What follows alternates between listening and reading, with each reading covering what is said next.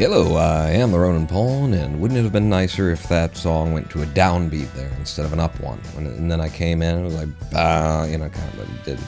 But welcome to twitch.tv/Ronan Pawn live stream on twitch.tv/Ronan Pawn. Welcome to my hangover. It's nice to have you here. A little bit too much of the consuming last night, and yeah, my teeth feel sticky. I've brushed. It's just, that's how much I drank, was that my teeth feel weird today. I also smell like it's a hangover day, and my bowels know that it's a hangover day as well. Welcome to it, and welcome to Kerbal Space Program. The two things you're here for: sticky teeth, sloppy bowels, and Kerbal Space Program. That's three things. How does math work again? Divide by 7 and carry the 3. Hello, Pika Pop.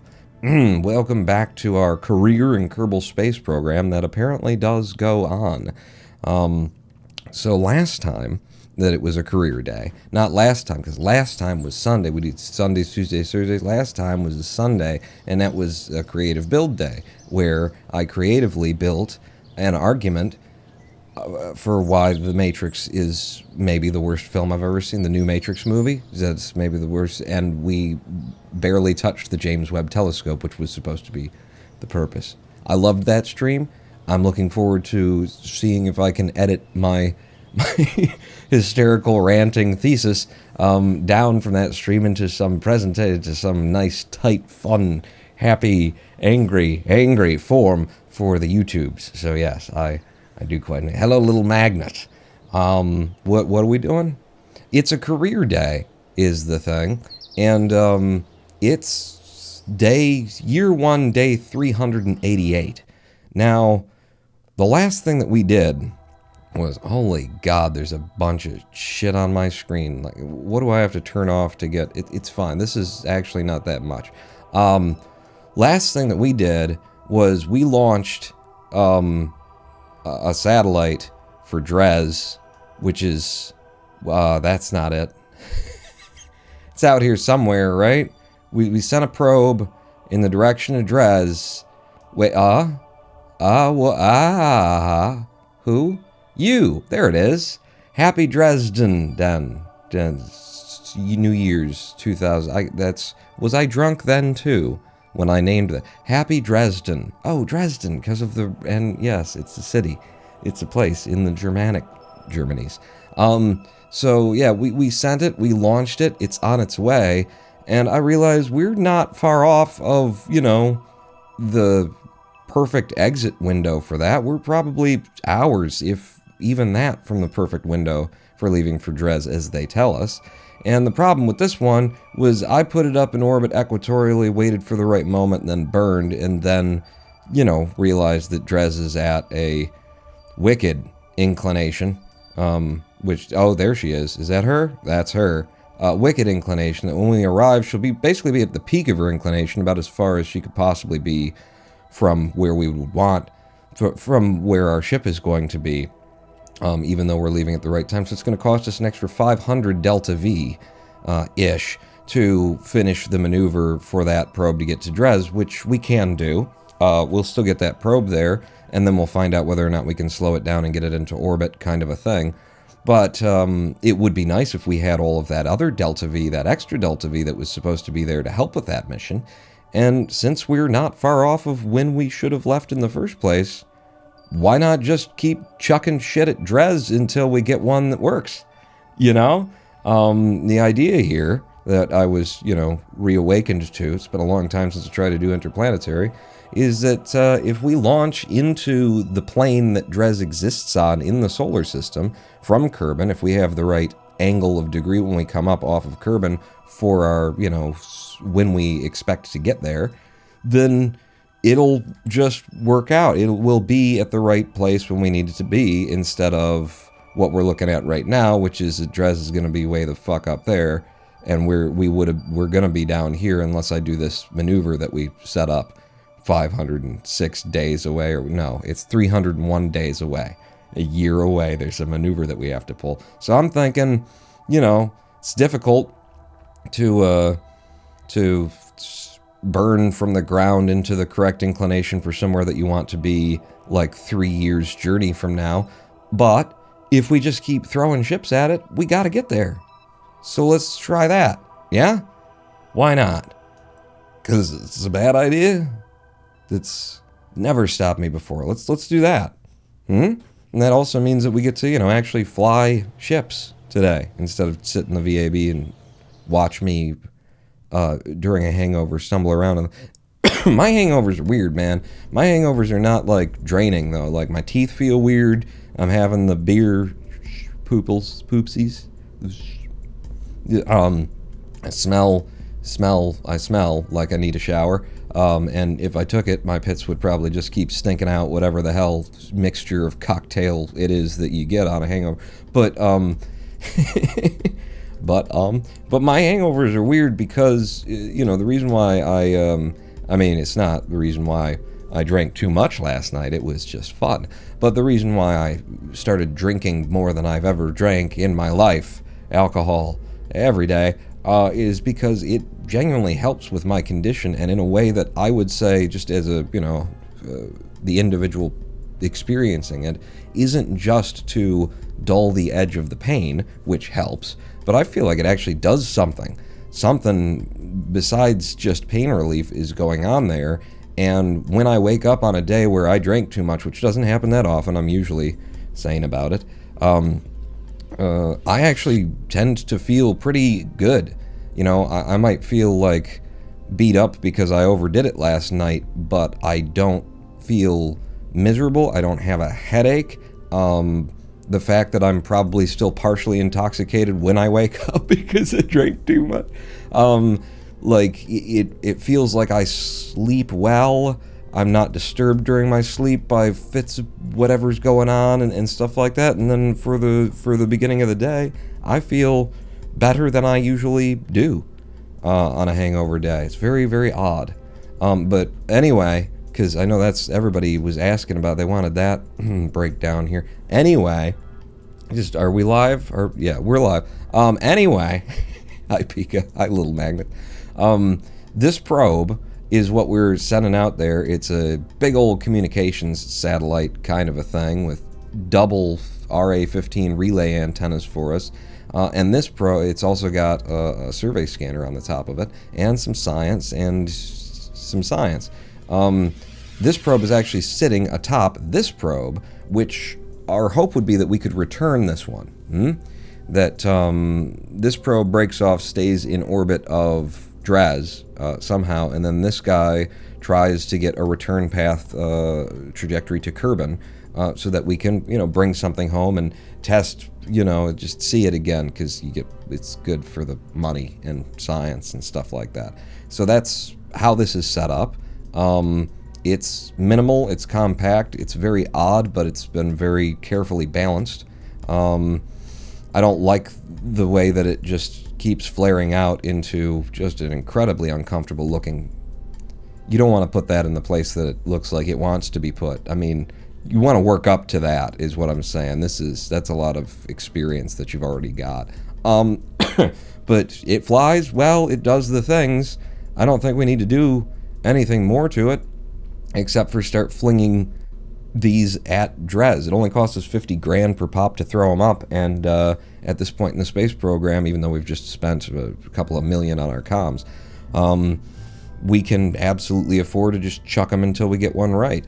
So what I want to do then, like, as much as I feel like you can just click the thing and go, this is a probe. It's got, multiple brains on it that will be sucking electricity. If I just put it out on the pad, and then try and get the position of the planet to try and blindly fire into the place that we need for Dres, into the inclination that we need for Dres, we might have to spin the planet, and then my batteries will be draining, and etc. and so on. Nothing's deployed. It's under fairings. I don't know if it'll recharge. So I do need to figure out, like, when we should launch. Like, at what time of day we're on Kerbal. The KSC is it here? Why? I thought it was on South America, right? We're here. Why you know show. Toggle sites. There we go. Yeah, so we're here. If we were to launch now and try and launch into the inclination and just continue a burn to push out, we would be pushing in. No. So if we launch and we're going up at that angle and we're burning from this side of things and it's a continuous burn, then we're going to burn out in that direction, more or less, which is the correct direction, isn't it? We launch from the inside of the planet in order to go out, because we'll be creating delta V that goes out and Dres is out. So this might be a decent time to launch. And we just want to launch into, where are you again? Give me you, because you'll put our proposed inclination for Dres. We're gonna, is that right though? We burn from that side, blow our prograde out, and then we're, like, I would have to launch at what angle for that? We'll be blowing it down like that, so I want to launch up, and then the prograde will end up going out that way. We're going to have to try it a few times, which will be fun, but this is as good a time as any to launch and find out what I don't already know that I kind of need to know to do this mission. So, 50 grand a pop to learn is cheap in rocketry.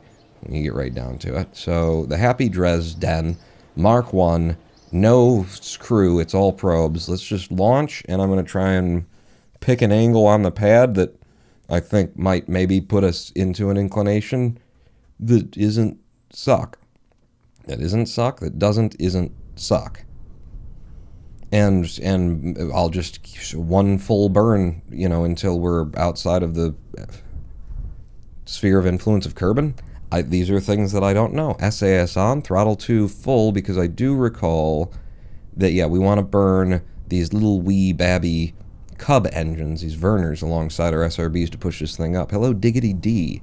Spaceship, science, something, then profit. We're hoping for some of the profit, because I did just spend like $2-3 million upgrading our comms facilities. But yeah, I think that's pretty much it. Houston, could we get a countdown? Hey, Pawn, you were a madman last night. What a great party. You weren't there. Oh, I was there, buddy. Was I there? Okay, I didn't drink so much that I blacked out, Houston. Well, I mean, if that's what you got to tell yourself. I mean, I don't know if you blacked out or not. I'm just saying I was there and it was a great night, and holy crap, like, I'm going to need to call some people and make sure that they know about my crotch diseases. Okay, that's cool. None of that happened. Could we have a countdown, Houston? Oh yeah, baby, anytime you want it. In 3, 2, 1, fire! I don't like the way he says, oh yeah, baby, any way you want it. Like, it didn't happen. It definitely, nothing that he's implying happened. But if it did, like, what he's saying suggests that there was some kind of something romantic that happened. That it didn't. Don't worry about it. We're going to turn a little bit down toward the 90, but I need to be going around this planet. I'm going to be somewhere between the 90 and the 135 is what I'm going to do to try and get the kind of inclination I'm looking for. In fact, low of that. I think less than halfway between. But that's what we're looking for to try and, get to Dres. I don't know if we're leaving at the right time. I don't know if this is going to work out. I don't know if I really should do, like, the one continuous burn thing. I mean, maybe it's not a one continuous burn. Maybe it's you get up to orbit, right? You push to the place where you'll hit space, and then you burn from there. Yeah? That seems plausible, reasonable. That could be done. I used to feel bad for Houston. Why would you feel bad, man? Why would it feel as bad, man? Solid fuel is coming to the bottom now. About not much of it left. I'm not even going to try and guess, because 200 meters per second DV remaining before I stage the next thing. I was supposed to turn down our liquid fuel burn, actually, and I didn't, which means I can just keep burning now. And now our big engine is kicked in, and I do remember this craft being pretty wobbly, but actually it gets really wobbly once we drop the fairing. Right now, not that bad. I'm liking where the prograde is, I suppose. 38k on the apoaps. Yeah, we need to turn down pretty hard, because I want this burn to be as continuous as I can, and I think I will pause and wait for space before a second burn. but that app is coming up a little bit faster than we want it to. Still a pretty good ascent. Just want it to happen just a little bit slower, so I am nosing us down bit by bit. 47k on the apoaps, and I've managed to turn us down to parallel with the horizon. I feel like we need a little bit more inclination than I've given us now that I see it snap into the orbital plane there. 48k on the apoaps now, and we're more at that sort of 10k difference between where we are and where we're going that I like to have. I'm going to nose back up on the ball a touch. Past halfway on the liquid fuel we've got here. This fairing should be getting a little warm at this point. 53k on the app, about a third of the liquid fuel remaining, and apoap's coming up nice and strong. I'm going to dip down the ball just a little bit more if the ship will abide me, and just keep this going. 57, 8, 9, 60, 1. Okay, yeah, I feel that's like a pretty good pace for this. I'm going to have you just hold prograde now, please. 65k on the app, coming to the bottom of this liquid fuel. We have made space. I'll kill it at 72. Yeah, there you go. I was going for 72.5, 72.8. So yeah, just follow your prograde rest of the way, and we've burned down the ball, not up it. Okay? That's why that N is where it is.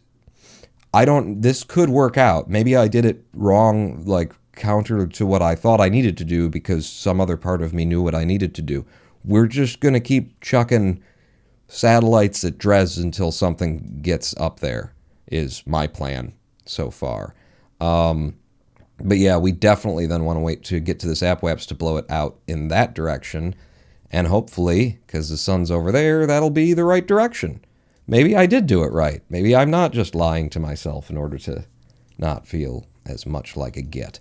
But yes, I do remember that once this fairing goes, we have a very jiggly craft that's just we're gonna want to hold our prograde as much as possible, get on the line that we want, and just stay with it. So let's push ourselves up into space with a little bit of fizz warp here. Okay, and now we're up, 255 meters per second, then we drop our fairings, 268 meters per second. Not much gotten back from that, but well enough, and now you see why we're going to be so jiggly. There's just, the way that that's connected is something the game's not a huge fan of, but it'll be fine, maybe-ish. And yeah, I'm just going to burn this until we've got an exit from Kerbin's sphere of influence, and then see what? See something. See the appendix, which was heavily damaged by drinking last night. They say it's not an important part of you. It matters. Coming up on the apoaps. Burning full now. That's a little bit early on the burn, but it's fine. Yeah, look at that wobble. Look at that. Okay, hold prograde. You can't hold prograde. Hold prograde, please. Okay, I'm going to give you some burn so that you can stabilize yourself at prograde. And we're burning this out. Oh, shit. No, the periaps is still 52. That worked out perfectly. We are still dropping our load, baby. Okay, so killing the engines, dropping that stage, and we're ready for our transfer stage to go like a goer when it do go. Where are we right now? We're there. We'd want to be more over here, but you know, dealing with it, I guess. Back up to the apoaps and hold prograde fire. Now we're okay. Now are we okay? And the answer is yes. Shall I then actually wait until we're more out here? Maybe I should try to put up a node and get an idea of when would be a good time to burn. It's just we need to put the node on in a hurry. The 900 will get us out of our sphere of influence, and then if I recall correctly, the path to Dres, I mean, we can check it right now. If I pause and step out, have a look at our Delta V map, here's Dres up here, 610 more after the 950 to break Kerbal SOI. So we're looking for 1,560. Yeah, so just put that onto the prograde to start. 1560 DV, somewhere around there. Yeah, I should do it, god damn it, I should do it from down here where it's more controllable, but I do know that I don't have much time. There's like 2 minutes to get this into a place where I can then see when I should go. So more on the Delta V, please, thank you, and then less on everything else, and let's step out and see where this path takes us, with Dres as our target. Descending node, a little bit better this time from the inclination. And then the question is just if where are we going? The question is where the fuck is which one of these lines is us to get out to Dres? We've left at an inopportune time for where we would burn there. I'm like not getting any help on the apoaps at that time of burn. So put all of that on the 1560 you said, and then in little increments like move around the planet and see when's the time to go. Ooh, we were hitting what was that? We could go to Duna? We could go to Duna on this right now. We're not going to Duna, we're going to Dres. Yep, keep pushing. And then, are we going to see Dres anywhere in the realm of our 1560 DV?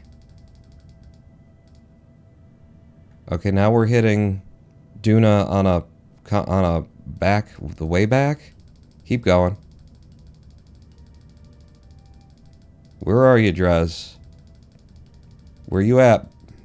Where you at, girl? Oh.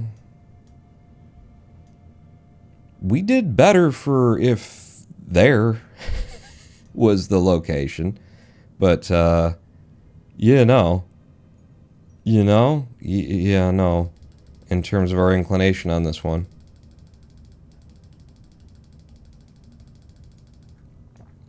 Damn it. Alright, so give me another node here just so that we can see where Dres would be and how close we were. It's going to be a lot of DV if we had to do this. I need you up high enough that I can see where we'd be encountering you. Okay. Okay, so it'd be out there that we're looking for.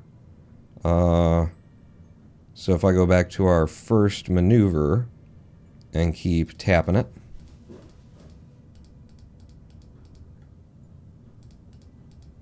Okay. If I took a little bit off, I think.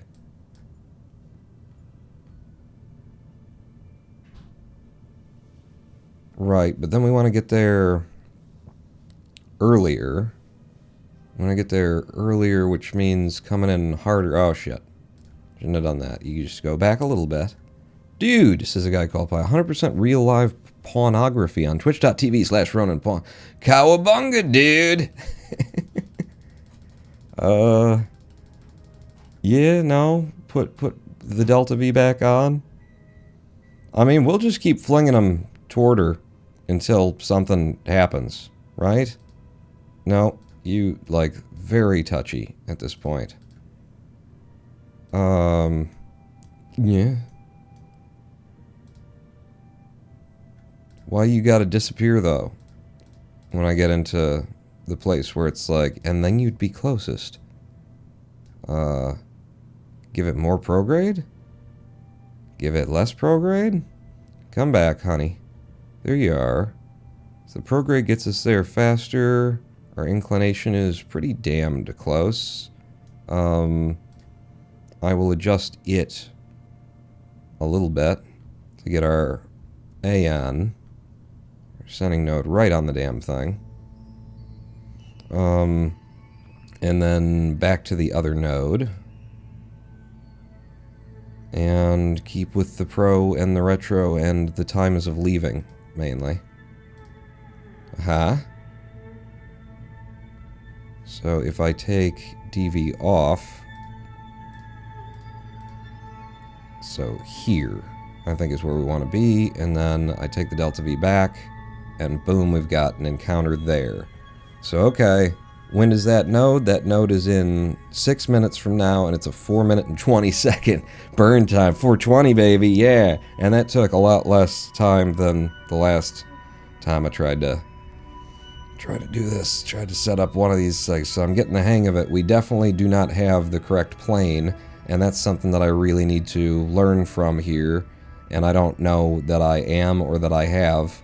I gotta do these burns so much, it's kind of hard to then take the time and figure out, alright, what could we do next time to get us closer to Duna's inclination once we're there? Because right now we're having to do a pretty big change in order to get to Dres.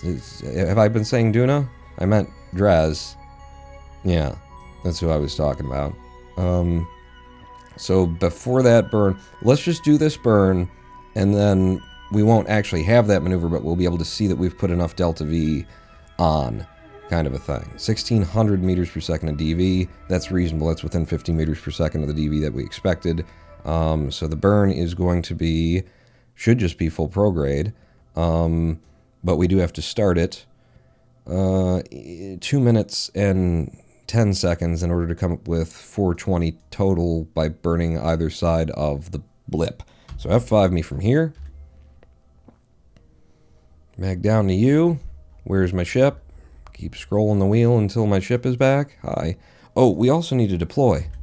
So everything goes out. Even though we're on the dark side right now and it's not really going to help us. But we've got it. Deployed. What are we, aka you, doing? Remember last time that we did career and I was throwing satellites, or I threw that satellite at Dres and we found out it was going to take 500 DV to correct our inclination, and I was angry. I've decided to really lean into that anger and throw many satellites at Dres until one of them happens to be one that we don't have to spend another 500 meters per second of DV for a inclination change. And this is not the one. So we'll just keep doing it until we get something that works. That's the plan anyway. All right, so we're leaving at 2 minutes, 10 seconds. Full prograde burn. Simple. 1600 meters per second of DV to be put on prograde. No big deal. So in 3, 2, 1, burn. There we go. Full prograde all the way. Every day. Day even. Okay. Yeah? Hey. Let's eat some hay. Think of May. What do you say? You gay? I like the way that I said that. Very, huh? Yeah. So this inclination definitely wasn't the right one. But I think it might have been better. We'll get to see, once we do this burn and I clear out this node, we'll have the node that I've set up somewhere out there to do our inclination adjustment. We'll get to see what delta V that's going to cost. The last one was going to be 500. Hopefully this one is 350. I think it's going to be close to 500 though. I don't think we really nailed that. We're going to do a little bit of fizz warping to get this done since it would be a 4-minute long burn. 420.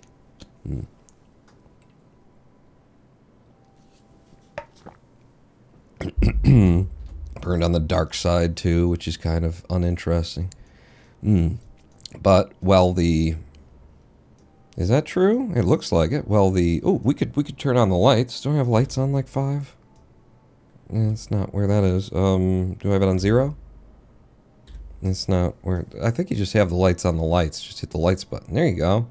Lights on. Huh? Yeah. Yeah? Huh? Yeah. What's the mode name, please? Kenneth, what is the frequency? What's the frequency? Kenneth, the shot. We're in moderate difficulty, and it's career mode. If that's what you're asking. Wow. Really kind of just booking, around the planet now. Yep, we're out. We've managed to break the sphere of influence of Kerbal. And now we're watching as our true AppWaps gets up toward this 36 million AppWaps that we're going for in order to transfer to Dres, with definitely not the right inclination this time. But we'll just keep throwing them up. throwing them up and throwing them up and throwing them up and trying different locations and try and figure out what I would need to do in order to leave at the right time, in order to plan the right inclination, in order to be able to get to Dres without having to spend extra delta V that I shouldn't have to spend if I knew what I was doing. So we're trying to match 36, 6.7 in particular. Let's finish this off nice and slow and careful. Okay. 36.751 instead of 52. So we're saying that it was supposed to cost us an extra 100 meters per second in delta V. I am just burning full prograde here. I don't have like target, and also I'm not sure that it's necessary. But so that's our first one. Now we get to drop it and see what the next maneuver costs. 600 delta V. In order to change inclination, and because it's a slightly different burn, you know, it's not perfectly configured anymore. Let's perfectly configure it, and then we'll have a look at what we could have done differently and how this would work out better in future. So I'll just get the ascending node dead on where Dres is going to be. I presume that's Dres. Yeah, that's target position. So you're dead on there, and then in order to be there at the right time, we need to go, what, faster? Slower? Slower.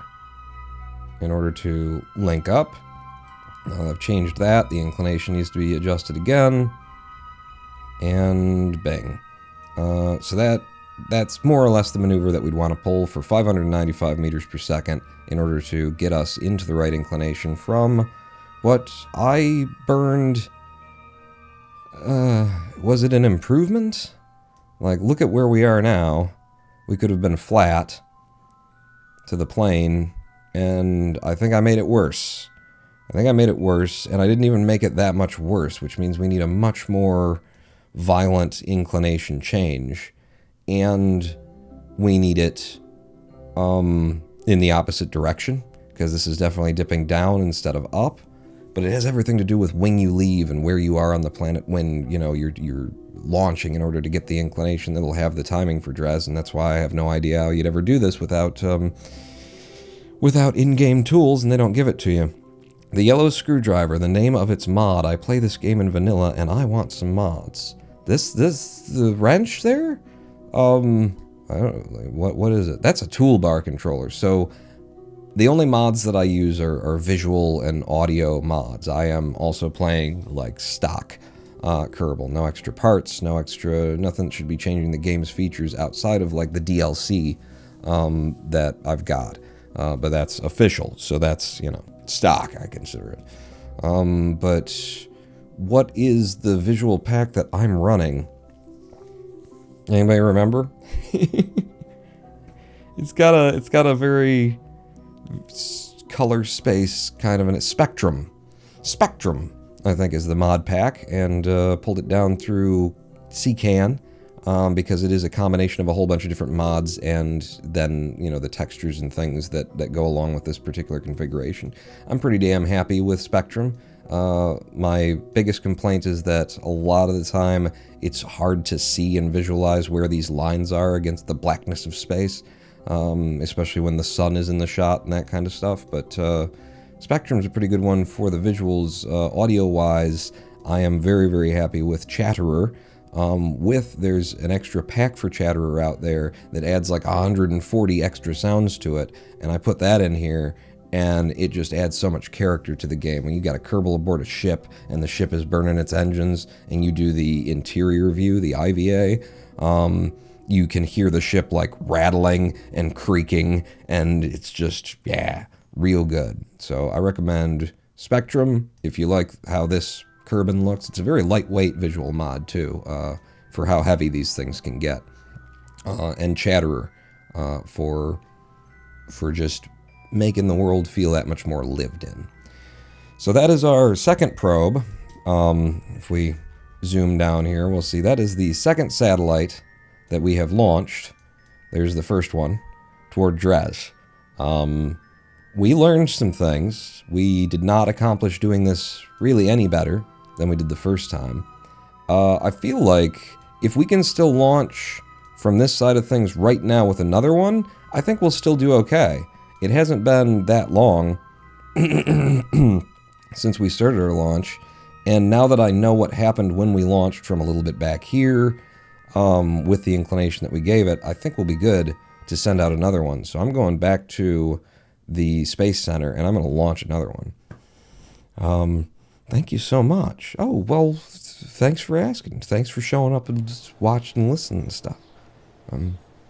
I am the conduit through which bullshit spews. What are we doing? You're launching another one, and you're launching it immediately because you don't want Kerbal to get too far away from where it is, because that's going to change how things just happened. You got the best chance right here, right now, doing it a second time to get it right. So let's launch her again. This time I'm going to burn north instead of south when I do the inclination. And I'm going to burn a lot harder on that inclination because that was nowhere near the kind of change that we need in order to get where we're trying to go. So, Happy Dresden Mark 1, the third of our satellites now going out. I mean, you know, they're out there. They got Delta V to spare. They could do other things. We could decide to go to Elu or Jewel, or we were very close to hitting Duna twice while I was planning that last one. But we do have to launch pretty quickly. SAS on, throttle to full. Houston, could I have a countdown? You can have a countdown anytime you want, honey. None of that happened. Whatever you're saying happened, it didn't happen. You've been doing too many Quaaludes. We have Quaaludes? In 3, 2, 1, fire! We don't. You ate them all. Up and away again. I finally have time to come to a stream. Don't forget, this is therapy for him too. It's true, you know. People who do this kind of thing, they got problems, man. So we're gonna burn to the north, which is pulling down toward. I might go hard and go to the friggin' 45, like just under the 45 this time. And also this time, I might save more of that. No, burn full. We ended with like a great amount of liquid fuel, an excellent friggin' amount of liquid fuel. I ran out of all of it, and we had a periaps of 50K, so I could drop my tank back in. Just burn full the whole time. All the liquid fuel, all the solid fuel, right down by the 45-degree angle here. We know we're going to lose some of that when we switch from surface readings to orbital readings. So hard on the 45 should turn into something a little bit more practical. And this is one of our few, you know, ships that actually flies normal. Like, I don't got to do crazy stuff with the liquid fuel. Now that we're at the bottom of the solid fuel, I just hit the space bar. Those fall away nicely. Don't even clap back together and explode in the atmosphere. What a ship. What a ship. What do we got on our APWAPS now? 30 and we're at 17. Yep. Want to keep tapping this thing down the ball, because we want that APWAPS to not rise quite as quick as it is so far. And yeah, just keep pulling it down just above that 45-degree line. Because of the rotation of the planet, its atmosphere and everything, in Atmo you're doing this, but once we look at it orbitally, you're not going to be going as much in the direction that you think you is when you is. APWAP's at 44 kilometers now, and we're at 32, so it's starting to even out to that 10K spacing that I like to have. 46 and 34, still pulling it down. Just tap, tap, tappy. Goodbye, Space Center. Yep, and there you go. We've gone to orbital readings now, and I'm going to follow that. I'm going to follow that down. Don't put more energy into twisting the trajectory at this point. APWAP's at 49. Well, we're at 41. Yeah, these are getting a little bit too close to one another, honestly, so I'm going to bank back up to, let's say, 10 degrees on the bubble. Basically just follow the prograde and try and push that APWAPS up a little bit faster. Down to about a third remaining liquid fuel, and we need to get that APWAPS into space. We're just at 55. We need it at 72, really. Yeah, just hold 10 degrees on the bubble. I like the pacing that we're at. 59, 60, 61. And with the fuel going away, that'll work out, I think. A little bit wobbly there. 68, 69, 71, 2. I'm killing it at 73 and telling you to follow your prograde as we go. Another probe has been launched, another satellite, and this time we're going up the way, and we're going up the way a lot harder than we probably should have, is how that looks. That's still like most of 45 degrees. But the last one just did almost nothing, so I may have overcorrected. We will see. Because the place that we're going is... Where are you at? Where you at, Dres? Talk to me, hon. Is that you? Is that you as my target? Okay. We're going to get to space. We're going to drop this fairing. And then from this side, we make the burn. We left a lot later the last time. Like, we were minutes around before we did the final burn. Maybe the fact that the planet was in a different spot will help us a little bit there. We're still not burning really from Kerbin's exact retrograde, but we do have some time for that to happen. Kerbin's retrograde around the sun is what I'm thinking there. So where are we at? What are we doing? We're at 69K, about to exit Atmo entirely. So let's ditch this fairing. Fairing is away. We've got 287 meters per second DV left, and a periapsis that is 216 kilometers buried in the planet as of right now. It should work out just as nicely as the last one did. And wait until we get quite a bit closer to our AP, because last time I burned early, and we've got a lot of power behind us. Also, it's a very wobbly ship. So, go. Yep. Yep. Okay. And then tone it down. Tone it down. Tone it down. And then bring it back. And periapsis is positive. Not quite as much as it was last time. Dropping this and finishing off this burn. And we have an orbit, apparently. Let's drive that up to... Let's just get them to flip. Okay, good enough. So we've got... Well, it's technically not good enough. Now it's good enough. And now we need to figure out when to leave for Dres again. So I'm going to give myself apparently 2 minutes in order to get this done. And I'm going to just add 1,600 meters per second of delta V. 1550 should do it, but giving us 1,600 should give us enough to like figure out what we need to do. Head down here to finish that off. Okay. 1,600, and now we zoom way the F out and see where this gets us and what kind of inclination, joys, or headaches that we are giving ourselves with this one.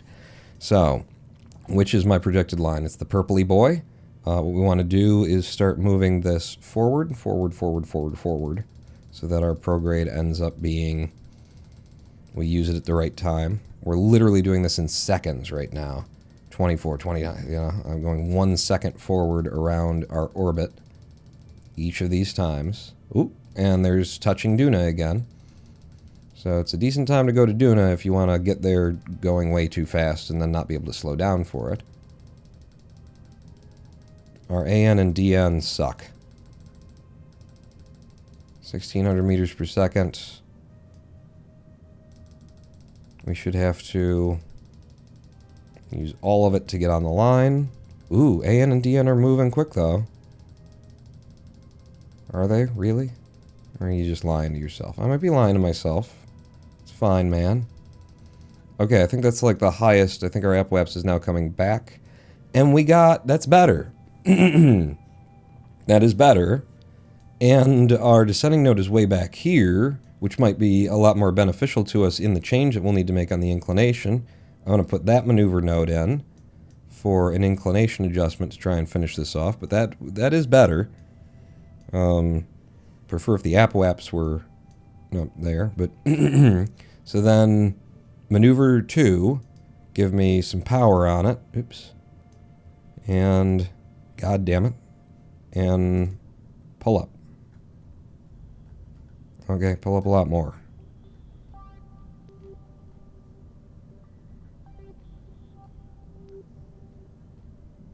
And where you at, boyo? That's pretty fucking brilliant right there. If I go back to the maneuver that we're going to burn actually quite shortly, and then I reduce how much prograde we're putting on, and get there a little bit, yeah, and then back out to the second maneuver. I'm gonna do a little bit past it, and then go to the second maneuver, and then I'm gonna pull up. And that's not working out for me. Go back to maneuver 1. Put some of that back on. It's close enough. I've got 2 minutes. I got 2 minutes to try and get this right. And it's not that it really needs to be right. It doesn't have to be perfect. If I were to just leave a little later, or a little earlier, a little later, what's our separation? I could right click and see it, or I could keep doing what I'm doing. Okay, and then with the inclination maneuver, nothing? You're gonna show me shit? You're not willing to show me anything there? Come on. Come on. Come on. Uh-huh. And then while you're visible, get this guy back up. Pull our ascending node in. We're at the right place. We're just a little bit short of him, shy of him. Maneuver 1. Again, if we were to leave earlier, we want it to be later. I think you just want to put more prograde on. A little bit more than that. There you go.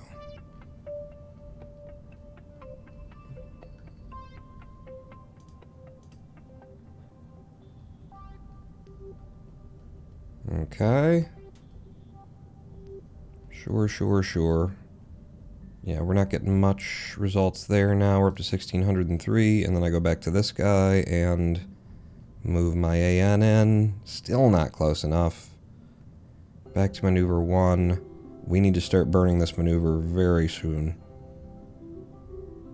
So I'm gonna have to just say that it's good enough and start burning it, because I got like 10 seconds.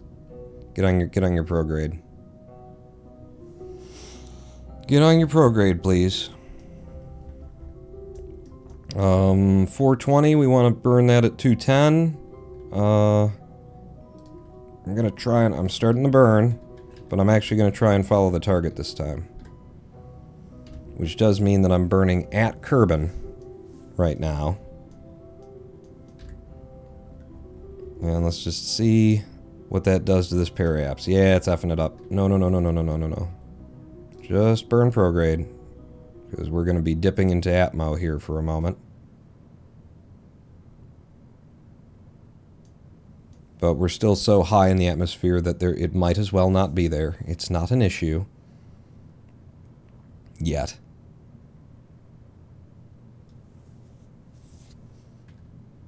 Get past that periapse. Get back into space. Just going to do a 2 times warp here.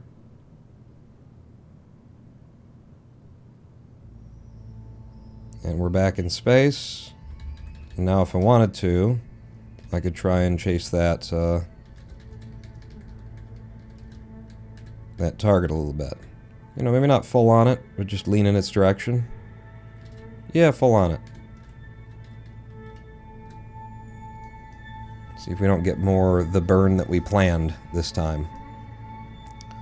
So, in order to get there, we are leaving from the... We are burning...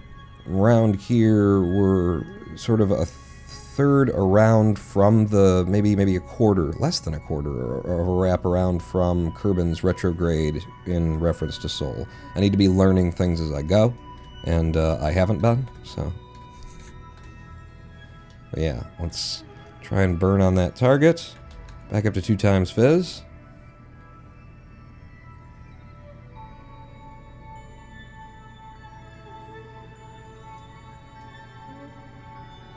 Okay. On the other half of this burn now, Should take about another minute, because we're doing it at 2 times speed.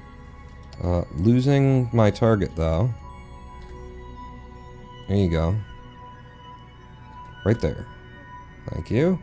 Alright, we've broken Kerbin's SOI. And there's our Apoaps rising. We want it to be a 36 point something. It was a 36.7 last time. It's a 36.4 this time. Still losing that target. Trying to stay with that target.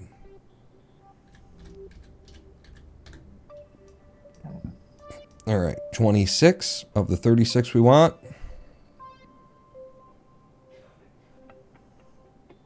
Let's see how this works out. It looks like our delta V projections are way more, correct. When we burn where we're supposed to burn. And 36.9 instead of 36.4, that's where we'll call it. That's a done. And it's 771 meters per second to get this inclination changed, because my inclination is, it's way the F down there. Because I've actually made it so that I'm changing my inclination from the descent, or what's the, why? From that angle, we are currently ending up over here, and we need to come up, and then that is our descending node, and then we burn up from there, and we lift this whole thing that way. I'm getting, I didn't want to see this number getting higher. We tried to launch into a more of a, plane, and it seemed like we did some work, but we haven't.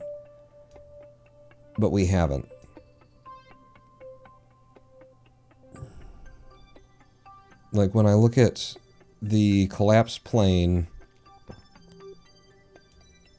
and then I zoom in on our Apoaps, we're millimeters above where we need to be. Like, we've got the kind of height we want out here.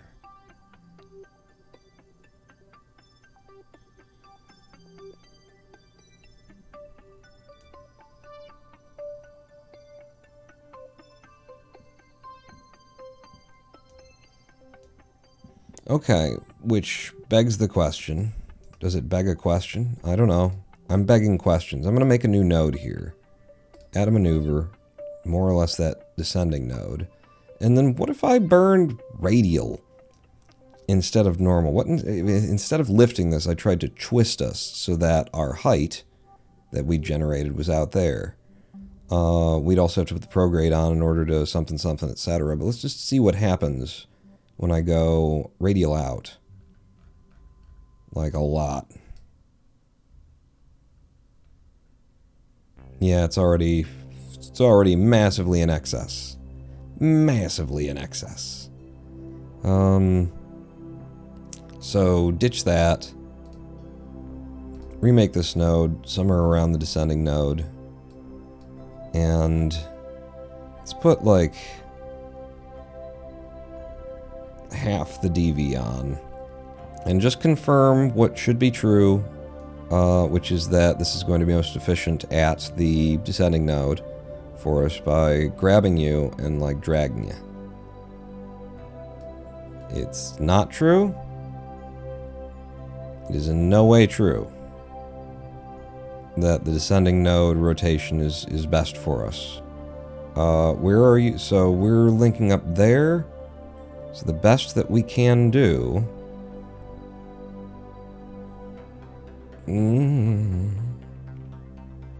is going to be somewhere out here. Alright, so more DV. And apparently this is like where we'd be. Yep, there she is. And then with you, go down to a smaller... Are you? No, it should be big because you're in the middle of space there. And just start hitting the button and seeing what happens. Closest approach. Is it getting better? It's getting better.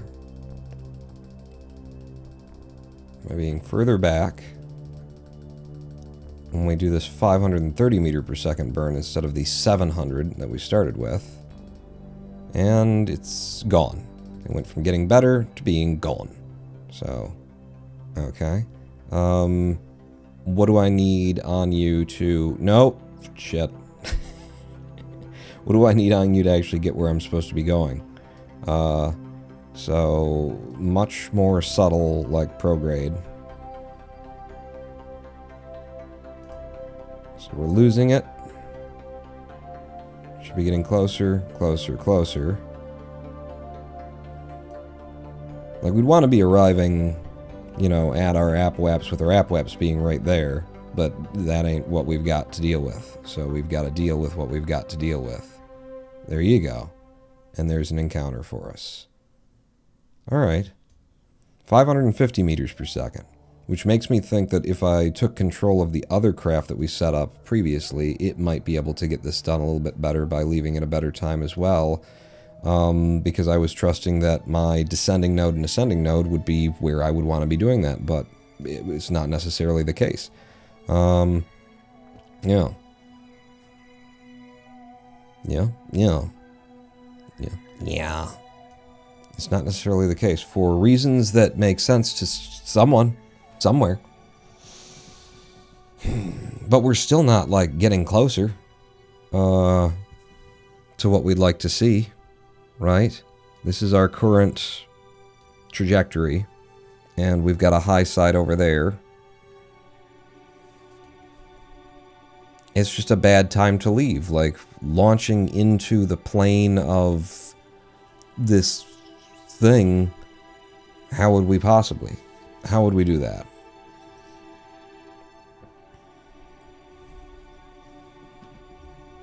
Do we get...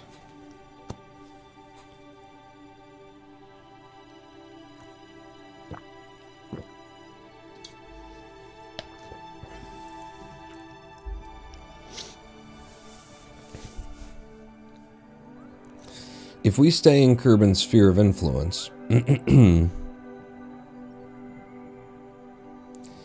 and we go up to our AppWaps, but we're just barely within Kerbin's sphere of influence, and then we blow out our progrades so that we are in a big orbit of Kerbin, equal on either side.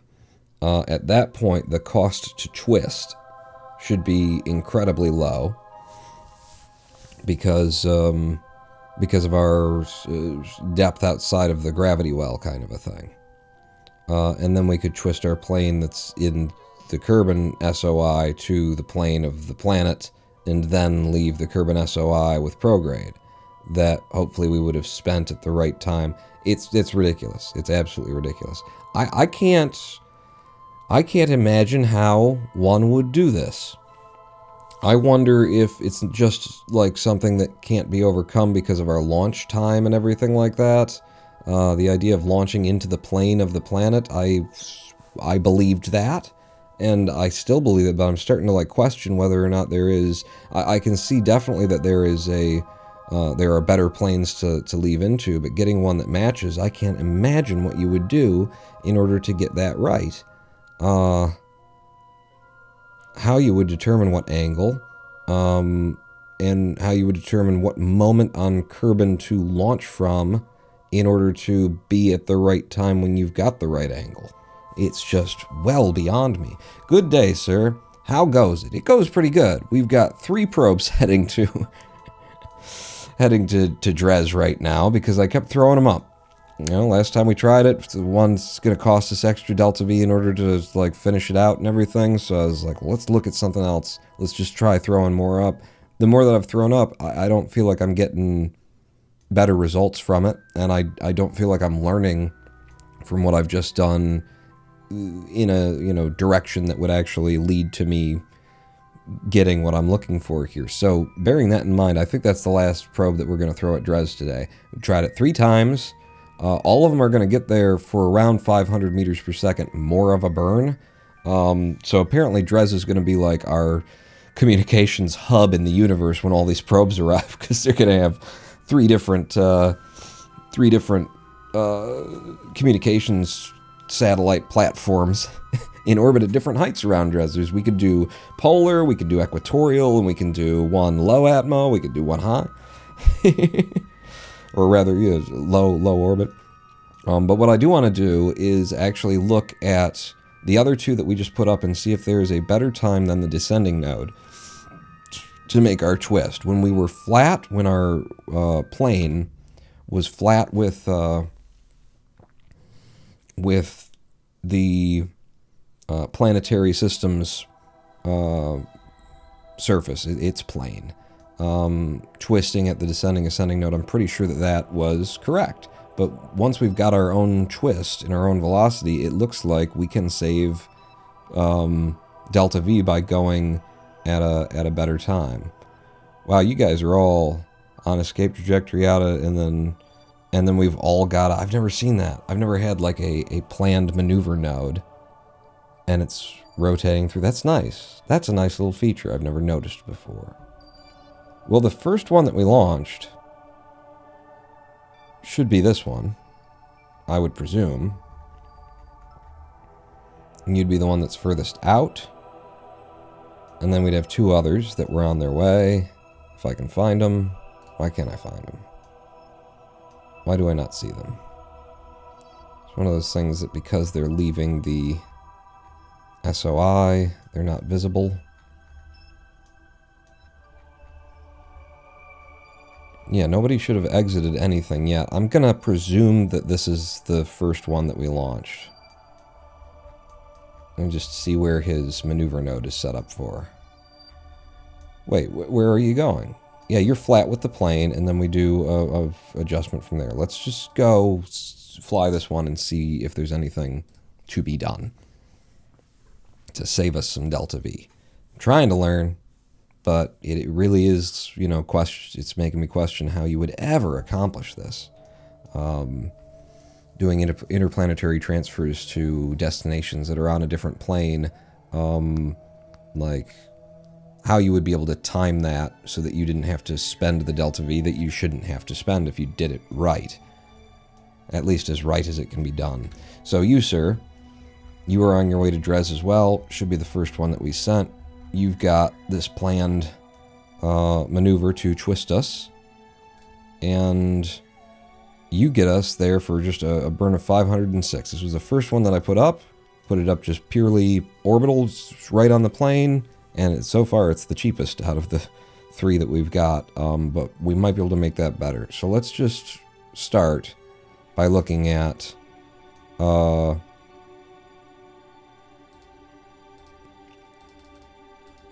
right, let me just drag this around, is the idea. If I drag you back to there, like I want to see where I get the most kick, the most bang for my buck. We got to get our ascending node to the place when we get there to the place, but I'm just, yeah, from a flat plane around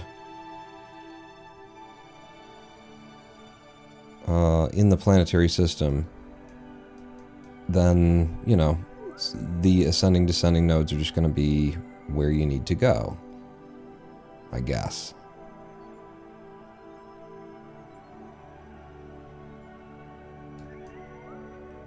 What I'm looking for is, when do I get the most? Let me just look at it from this angle and then try and drag. Yeah, you're just going to get the most height that way. That's just what's going to happen, my friend. Okay, that's fine. Having seen that, let's go to the other one that's got its own weird, wacky inclination, and I just assumed that the descending node is where I wanted to be. I think that one, we could probably do it cheaper. Hello, Giga 8 High. Do you need an engineering degree to understand this game? It looks interesting, but rather complex. It's not an engineering degree, just like, you know, astrophysics. That's all. At least at this level, when it's getting to interplanetary transfers, if you are doing something that's not right on the plane of the solar system, that has its own inclination that you've got to match up with, yeah, you kind of need an abacus, a slide rule, a TI-81, you know, Linux running, separate control system. Learning by doing. That's what I'm trying to do. It's only cost us 150,000 so far. But let's try with this maneuver node, which gets us that adjustment. If I were to do it at a different time, just see what kind of like yank we can get for potentially less DV, because this is costing 100 DV more than the one that was on a flat plane. So if I just start by taking delta V away, taking delta, oh, well, you're doing, but you don't need to, it's this one. So I take delta V away, and then my ascending node goes all the way out there, and then if I pull you to this corner, see, it's that point at which it starts to warp, it starts to bend. There's a little elbow, rather, of the ascending node getting trapped. I think that's going to be the place. And then, well, as you add the delta V, it changes the place, kind of thing. But if I push you back to, we started with 600, let's try 550, and then we just gotta get where we gotta get when we gotta get there. If I do it from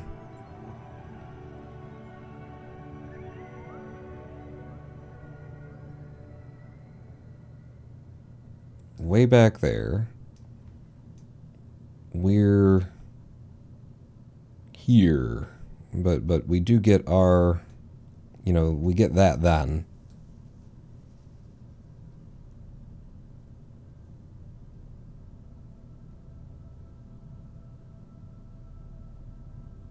This is so weird. And then if I do it from here,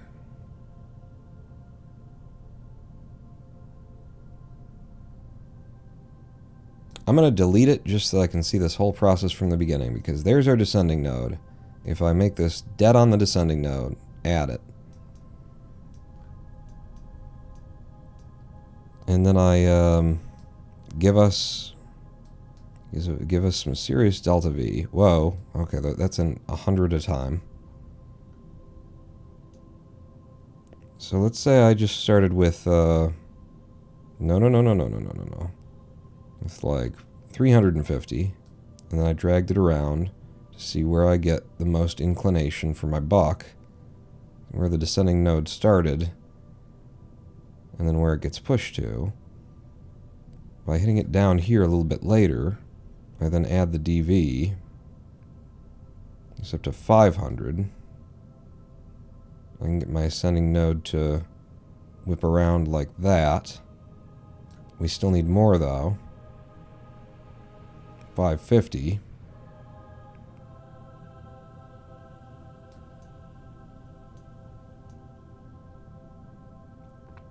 And we're just too far out. So I suppose the 600 is right for this, and just has to be done at the right place.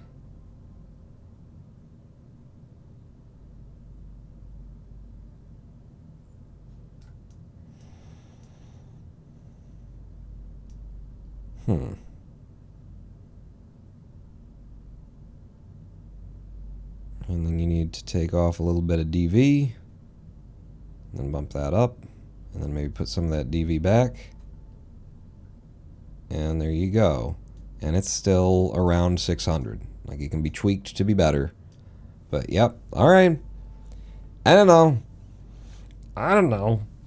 Your tech speed run helped me a lot. Thank you. In career mode and unlocking the tech tree? Yeah. You keep me in the, in the Minmus Moon neighborhood, and I can get some stuff done. They asked me to go interplanetary to Dres, and apparently here we are. Trying everything, throwing all of the spaghettis against the wall, having a pretty good idea how spaghetti sticks to walls, what it looks like, what it sounds like. Like, we pretty much know how this is going to go, but we got to throw it anyway because I need to be convinced. So, yeah, that inclination adjustment for Dres at this, first launch point where we're able to send something in Dres's direction The massive inclination, the best we've come up with is going to cost us 500 meters per second in order to adjust for, which we got that best by staying right at the orbital plane of the solar system. And then the others where I tried to get an inclination by leaving Kerbin at a certain time, and we went south on one, we went north on the other on the bubble. Both of them ended up just costing us an extra 50 to 100 delta V to correct then from that. So I cannot imagine without mech jab telling you precisely when to leave and where to burn. I can't imagine how you get here, how you get where you're trying to go. I mean, yeah. So that's where we stand, that's where we live, and that means we go back to basically my previous plan for interplanetary was I can't imagine how in the vanilla game you could get the timings right without modding it, which I'm not going to do. So our plan for interplanetary missions is we're going to build a fuel refinery on Minmus, along with a space station where we leave the fuel in orbit of Minmus, and we're going to build big ships that then go to the edge of Kerbin's system, park in orbit around Minmus, refuel, and then suddenly we've got so much delta V, it doesn't matter how much inclination we got to correct. If we want to get there a year faster, we'll just burn more fuel. Are slingshots a thing in KSP? Yes. Hohmann transfers, what's the other one? The Oberth effect, which isn't about slingshotting necessarily, like not specifically, but Hohmann transfers are definitely a thing. Coming in and getting a kick that, because of the relativity to you're coming into its gravity well and you're accelerating along with it as it's going, and then you leave the gravity well and you've got more energy relative to the sun, but the same amount of energy relative to the moon, that kind of a thing, absolutely. And you can use that to get the delta V, but I think of that, and then I'm like, the amount of... if I can't figure out how to go from Kerbin to Dres, I sure as shit ain't gonna figure out how to go from Kerbin to Dres by way of Hohmann transfer at Mun, without tools, you know, without something that exists outside of the game that has to be brought in. If I just want a big kick of DV that's going to shoot me out into solar and then I figure it out from there, maybe that's a good way to do it and everything. But yeah, our plan is going to be Minmus, fuel, refinery, space station. So let's not work on that today. What are you? Location of just are you things that I'm supposed to do or something? What's your deal? Unfinished Minmus Surveyor. Did I take one of those missions? I don't remember taking one of those missions. Was it for really good money? Position satellite. There's no repair a thing and drive it here. Oh, it's telling me if I wanted to take a mission. This is... I gotcha. Motherfucker. Are there 2 locations that the Winter Owl Aircraft Emporium wants me to drive to? How much is that worth? They might have just talked me into it. I've never seen one where there are 2 locations they want me to drive to. I would presume if you have 2 locations, you should pay me twice the amount. What is this contract? Finish construction of a rover on the surface of Minmus. It's not. No,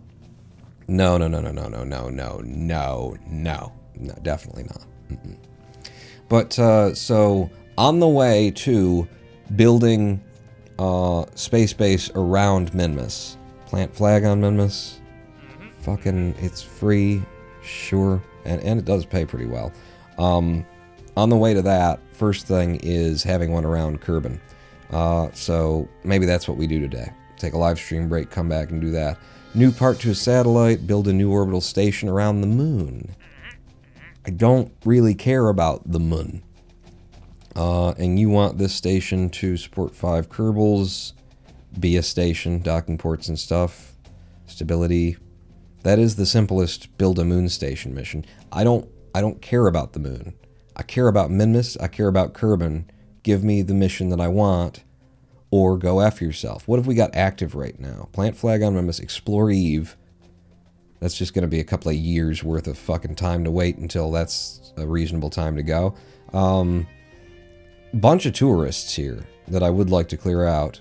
More things around Eve. Rescue this fella from Orbit of Minmus. We have saved him.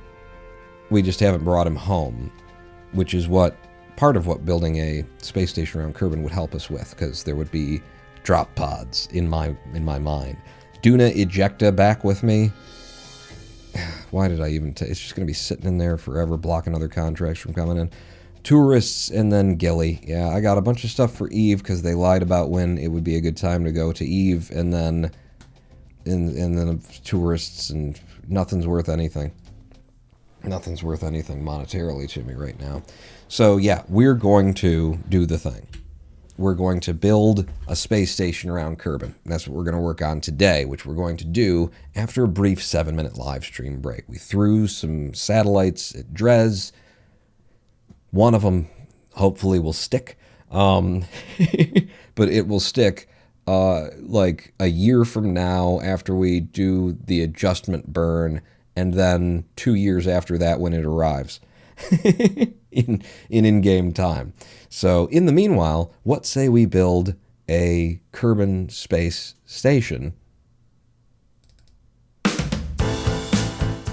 after this 7-minute live stream break. Don't go anywhere. Grab a pee, take a beer. Meet me back here, Pawn Night Out.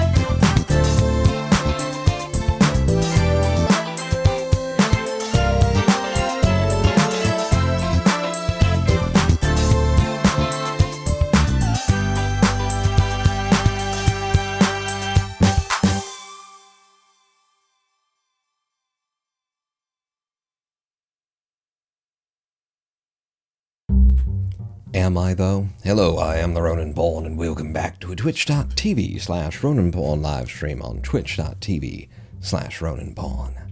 That was your mandatory 7-minute break. I did not run an ad because Twitch wouldn't let me for some reason. Twitch is weird. I don't understand what the ad thing is. Get to a break, I'm like, alright, I'll roll an ad. I guess maybe they rolled a mandatory ad during the stream, and then I can't do it until, but I need to have the window up, the UI for Twitch. I've got 2 screens here. I got 7,000 things on the second screen. I ain't got room for no Twitch interfaces, damn it. I have to have the UI up for the time to cycle around. It's a little bit broken on their end, and mine, on all of the ends. Let's see. It's cool that they pre-populate those missions at least, even if you don't take them. It's nice that they give you something to do. It'd be nicer if they thought about what would be a good thing to give you to do at a certain time.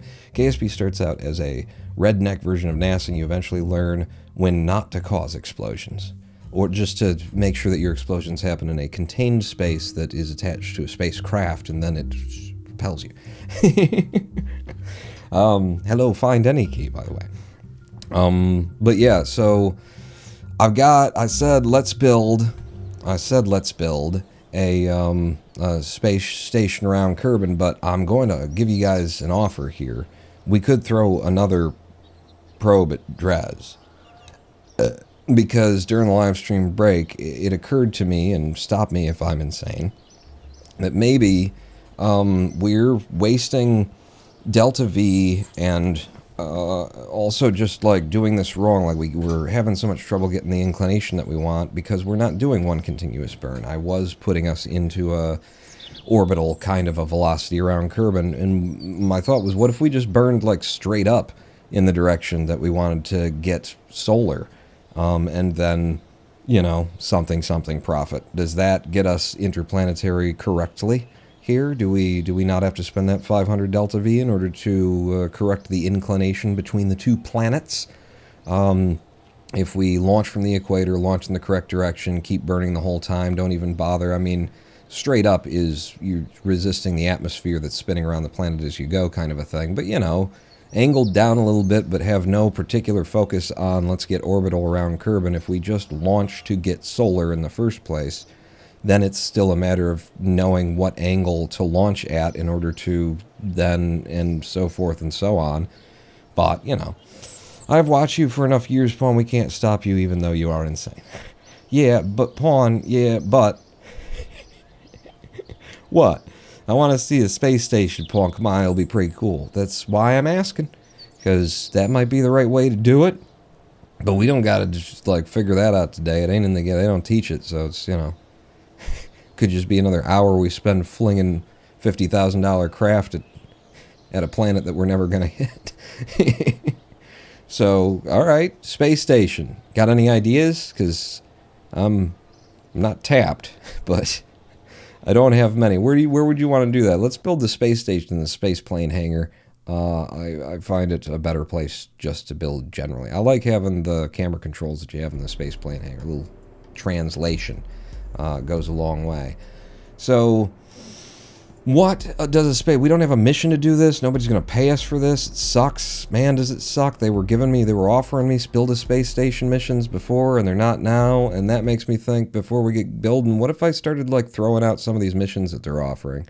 And, you know, wait for somebody to come along who says, we'll give you money to make a station. Attach a new part to a satellite in orbit of Kerbal. I don't care. Build a new orbital station around the moon. Don't want to do that. Ferry 2 tourists safely to their destinations. We've got a bunch of tourists already. You guys don't pay enough. No. Finish construction of a rover.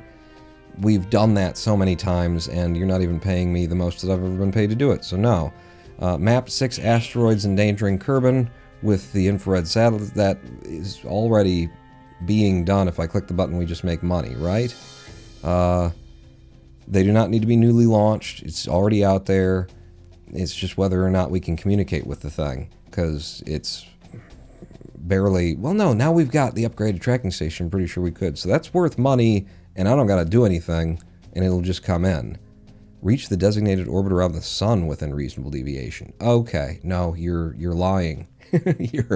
you're lying. No. Do a simple scan with the rover arm of a baobab tree? There's special trees on Kerbin in the DLC that gives you rocks on other planets? I didn't know that. That's cool. It's also not worth my time or my money, but thank you for putting that in there. Finish construction of a rover. Nobody fucking cares. Rescue Haven from orbit of Kerbin. You're not worth much, but I'll keep you around. Science data from space around Minmus. You're not worth much, but we'll be at Minmus sooner or later again. Ferry 5 tourists. Now, you're paying decent money, but you want things like orbiting around and landing on the same places, and eventually we'll get there, but no. I'm throwing you away now. Okay, so you're just taking the missions away from me now that I'm rejecting them, huh? Science data from space around Minmus. And then Haven from orbit, maybe. Plant flag on the moon. We will be back. Finish construction of a rover. No. Map 8 asteroids, and we got to get to a specific orbital something to do it. No. Repair satellite in orbit of Kerbin. Not worth enough money. Science data from space around the moon. No thank you. Do a simple scan with rover arm of Dunastone. I don't know if it's ever going to come in. Finish construction of a rover on the surface. Is that the one I had before? It's worth a little bit more, and still, no. Parasatellite, we've done enough of that. Build a new orbital station around Minmus. That is a plan that we will eventually do, and you don't have any specific things except for 5 Kerbals. Okay, give me that. That's something I want to do eventually. Could you give me another one, but this time for Kerbin? Plant flag on the moon is worth something. We will be back to the moon. If I take it, then we're not going to get anything else. You know, I start taking them all. Rescue Haven. You know, it would go in with what we're doing here. Science data from space around Minmus. They're all worth a little bit of chump change that help pay for the mission. I will rescue this bastard from orbit of Kerbin. Hopefully he's in a place that makes sense. If he isn't, we're fucked. I will plant a flag on the moon. I will get you science data from Minmus. We're going to have to actually do some of these missions. Damn it. Hello, Sea Kraken boy. Well, why not do something? Maybe. I don't know. We could just keep throwing away missions for a while. Why not build a station around the moon and then send it either to Minmus or Kerbin? I considered that. I don't like it. You know, even if you build a station that you can assemble, you know, and move, it's like it should be assembled where it's going to be and be there. I already deleted the contract. Yes. What are we doing today? This is Lava Lamp with 16 months of subscriptions on a 16-month streak. Year and 4 months. Welcome back to the Big Dick Club. We're building a space station for Kerbin. So we don't need anything. We don't need anything. We don't have a contract to do this, which means I don't have to have room for 5 Kerbals like they tend to have, tend to ask you to do. And this platform, for me, is more of a place to park. It's not that big of a deal. Robot Mosh Pit with the subscription. Thank you for the Prime. Welcome to the Big Dick Club. You'll be receiving 3 inches in the mail to add to whatever you have or start a collection. 2 months and you're already at a very respectable amount of dick, even if you started from nothing. 3 months, nobody can deny that you're not, a real member of the Big Dick Club. That's so it's a fuel depot. That's what I'm thinking. But not even that. Like, yes, it's a fuel depot, but more importantly, because our fuel is going to be manufactured, I don't want to be hauling fuel up into orbit around Kerbin. That's a waste. It's stupid. It's what we do in reality. Why would I do it in a game?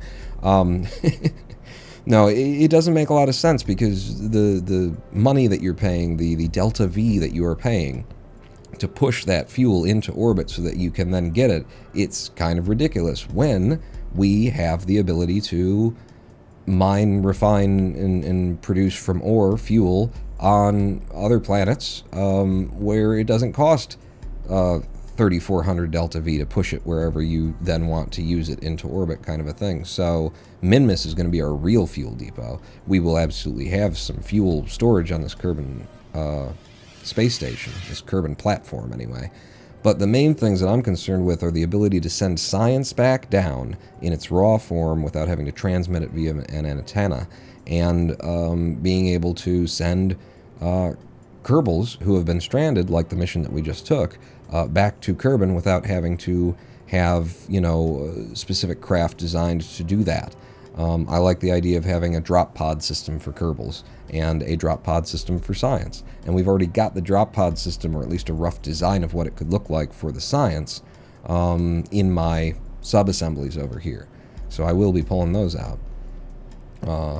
Pulling why? It was because the big dick thing, because everybody's got a thing. The Twitch peoples, they got a thing, and it's a bit, it's not very, but it's a bit audience manipulative, you create like a club, and hey, well, oh, thanks, you guys are my stans, shit like that. And knowing that goes on, I wanted to parody it in a way that like pointed at it and laughed in a very specific way, and then Big Dick Club fell out of my mouth one day, and I went on like a 6-minute fucking pitch for big dicks. It was hilarious, and now here we are. It probably grows them on Kerbin, so the inches may be a little green. You getting them from China? Jax! There's actually an Aqua Teen Hunger Force episode where the aliens are trying to get off the planet by building a dick ship out of dicks. It's good. I'm not a stan. I'm a stig? A stiggle? I don't know what anybody is. You're the stig? You race cars and we never see your face? That's pretty cool, actually. I'm jealous. We don't need to have anything on this station. We definitely want, like, a place for people to be. This is only a one-person kind of a thing, but, it's a space station. You want a cupola, right? So if we start with the cupola, and then we think about what are the other needs, very basic needs, because it's really going to be a fuel platform, first and foremost. What size, everything do I have? What size, under structural, my biggest tubes do match this size, huh? Okay, because I like the idea of there being an imaginary interior that is beyond just the parts, the places, the things, and whatnot. Little spacing, little gap kind of thing like that, maybe? Could do. And what size do? You do something like that? That's not a lot of space to walk around in. I don't like being at this meter size immediately, if I'm earnest. And I'm not. I'm the Ronin pawn. Don't call me earnest. I don't know why you people keep doing that.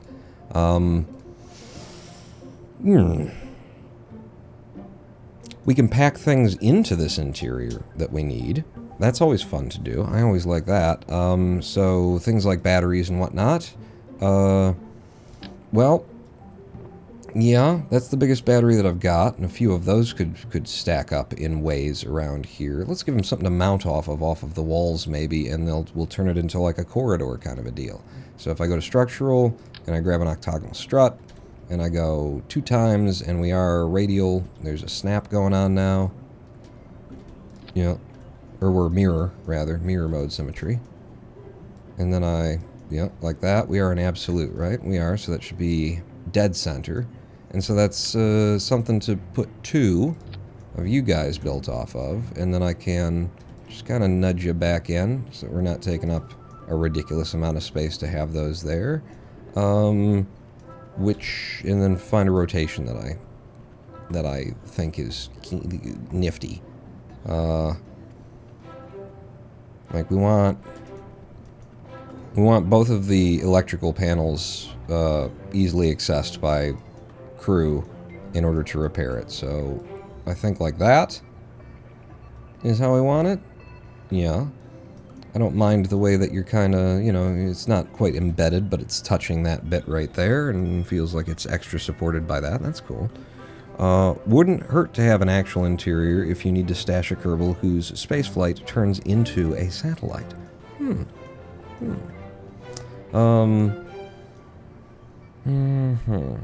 And you can actually exit through these when you click directly on them. I forgot about that. So yeah, this would be a weird little interior where a Kerbal would just be bouncing around on the inside, but you could leave them there.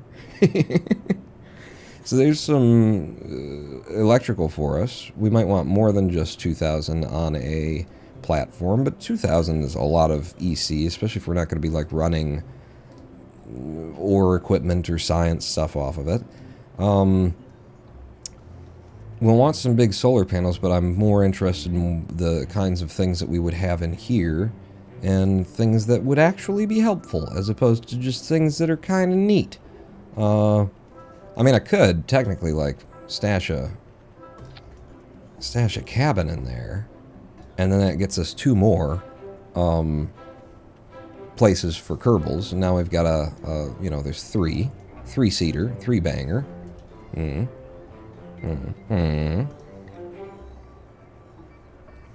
The cupola module doesn't have like SAS, does it? Have its own reaction wheels? It does. It's with a 9 torque, okay. It's got 200 charge on it. It can store 10 monoprop. Let's not have it store any monoprop, and I'll put my own monoprop up. So that's another thing that we could store in this space, in this inner corridor that we've created. Choice of words make me cringe, says Seacracken. That's what the kids show up for. The cringe. Fuel, baguettes. What's... I did get some new monoprop storage. I got new tanks. I don't know if any of them store mono. Because otherwise the biggest thing are my balls, right? My balls have always been the biggest thing around here. What? So you're 20 and you're 20 and it's just kind of form factor. I guess then. Will you fucking... I am right-clicking as hard as I possibly fucking can 3 times in a row, you piece of shit. Game. The elongated one just below the ball. That... Oh, that is mono, isn't it? Okay, I thought that was LFO. And these would probably fit nicely in here. If I put you on, but get out of radial, or I mean get out of mirror and into radial, then you fit pretty nicely on the inside of there, and we get 100 mono prop out of that. I'm liking this little interior. It's completely unnecessary. And, you know, don't at me, bro. It's the cringe. It's what the kids are all into these days. You up and out, and then you're like that, but you're a little bit too much, and then if I half snap in, I gotta have like a method for trying to get it in that position. That looks good. It's not blocking the windows, and you wouldn't want to do that because they need to be able to see the battery hull, where the... Don't at me, bro. You on there, and then when I hit you with that, when I hit you with no delaying, I mean, what you saying, yo? Silly with my 9 milli? What to dillio? If I then, like, it shouldn't be, that's not right. It should be from absolute, I hit you, and then I drag you up by 1, and then go to here, I hold shift and drag you in, and that should be in the exact same position as the other one, on both sides. Are you guys in any way, like, penetrating the... Let's just step in here. Yeah, you are. And there's room for you to come this way, so both of you on a local snap, hold shift, pull 1 snap right. Yep, stop though. And hold shift, 1 snap right. 1 snap left there. And then little bit better on that. Oh, I see that you're actually penetrating deep. Deep. But you should be, you're snapped to the thing. So wherever you snapped, it should be correct. And you'll line up perfectly with the edge of that. So there's a bunch of mono. You're 50 each. That's 200 mono prop on the space station. That's good. I want to be able to store some mono up here and have it for use for turning the space station and everything. Damn, those N9 Gami 1 Angies, Seacracker boy, just having something that's jittery animated in the left corner of my eye just from here on out. That's great. I love that. This is your way of putting the cringe back in my direction. Anything else that would fit in here that's actually of use and benefit to us? We got some monoprop in there. Science, I mean, it's a station, so there's not going to be much use for science. It will be a station around Kerbin. It wouldn't hurt to... It would hurt to have the survey scanner on there because with the scatterer mod, the one thing that... Or chatterer mod, rather. The one audio clip that is really... is when you've got these survey scanners deployed and on. It's just this high-pitched screeching that I really question the people who put that piece in there. That needs to be ripped the fuck out. So I don't think we really need any science on this thing, whatever this thing may be. We could have storage. Which would give us, wow, a lot of friggin' storage, 2,500 liters worth. What's the weight on that? 0.4 tons. What are we up to so far in the total craft? 3.5 tons. Okay. Not a lot here yet. It's a lot of places to stick a lot of stuff. It just seems overkill. But, you know... Overkill for our engineer to be able to just be out there in his ship and be able to grab stuff that he needs from the Kerbin station and then head over wherever he needs to be in order to make repairs. Bill's got a hell of a ship that I'd love to take out again, and maybe it would be the last time that he took it out because he just leaves it out because then we'll be able to make fuel and stuff and we give him a bunch of equipment that he could drag around and, you know. So, like, bunch of repair kits. Can I... No. I could leave it sitting somewhere and then be able to do that.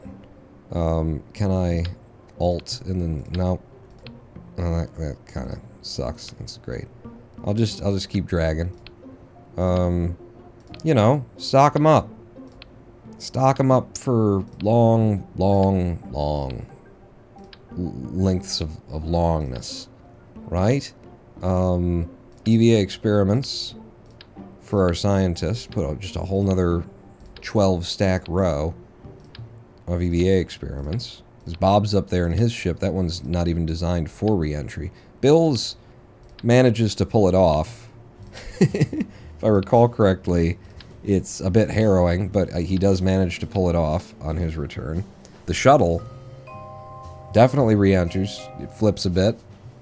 Sometimes. Most of the times when it does.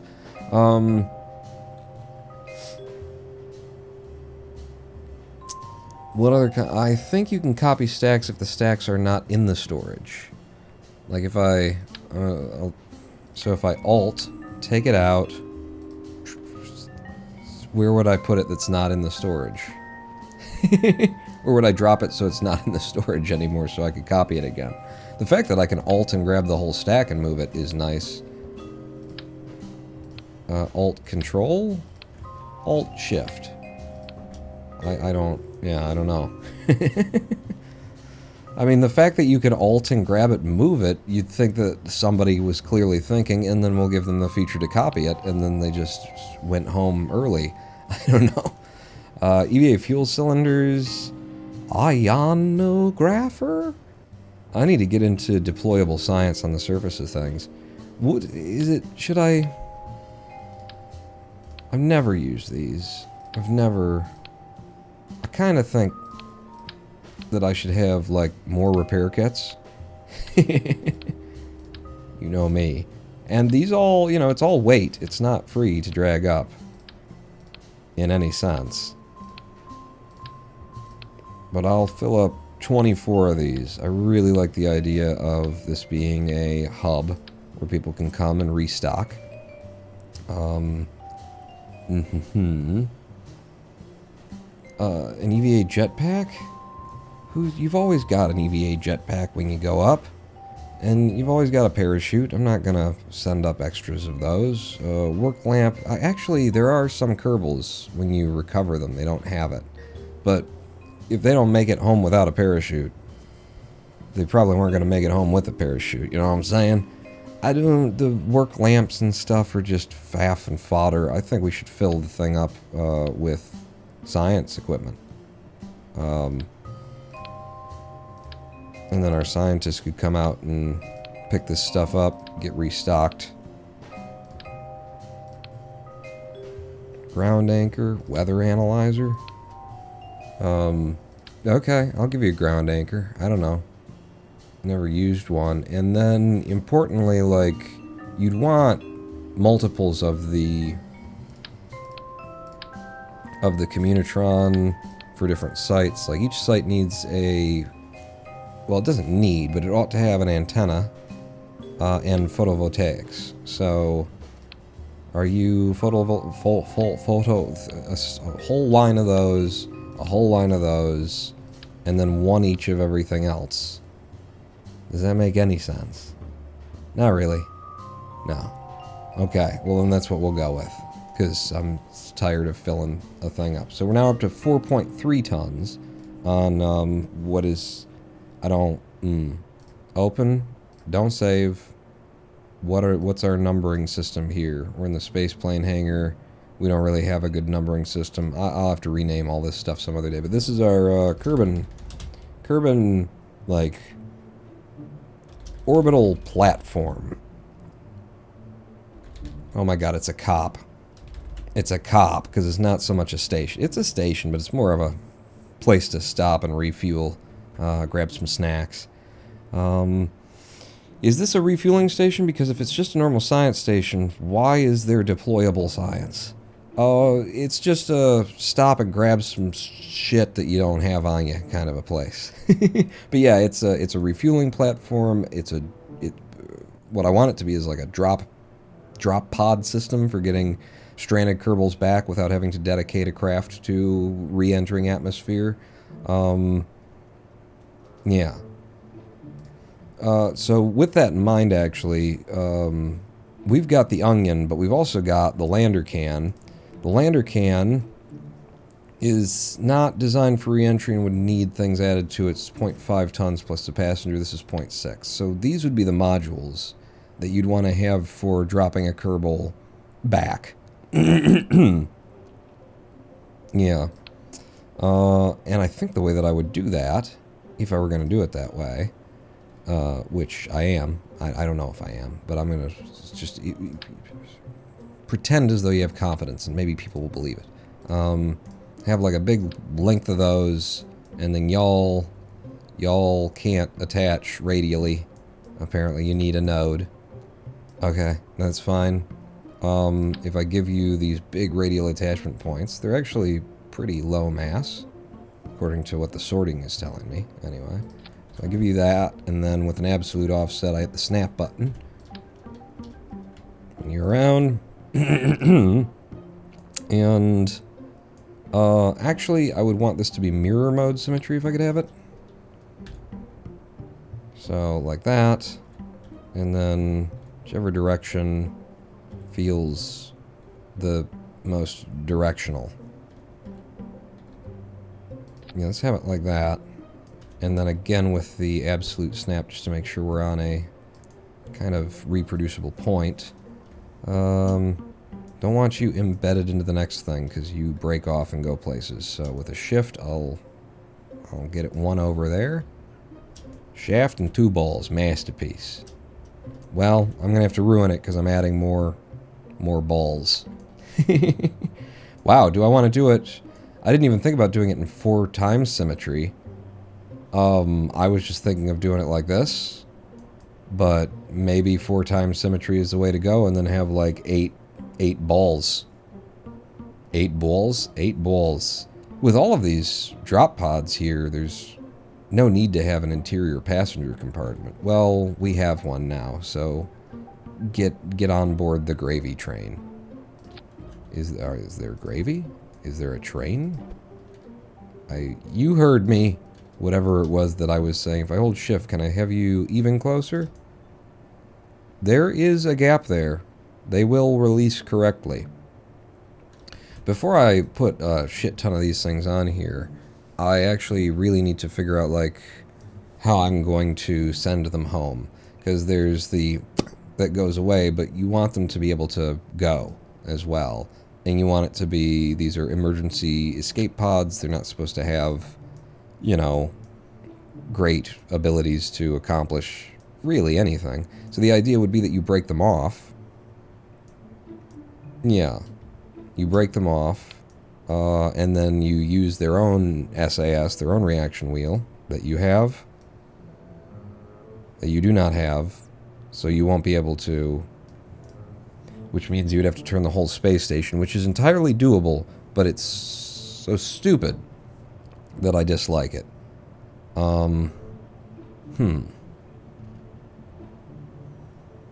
What do you like more?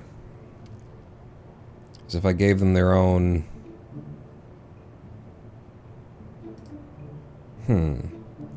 I mean, this makes the argument then for the lander can, which does have its own reaction wheel. And that if I have to add a reaction wheel to this...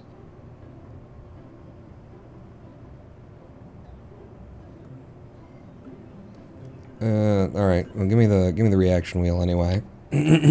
Small 0.2 ton Furon there, and then obviously the parachute.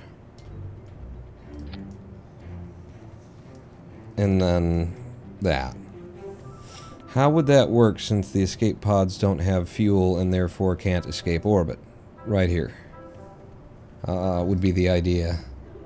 That's the idea in my head.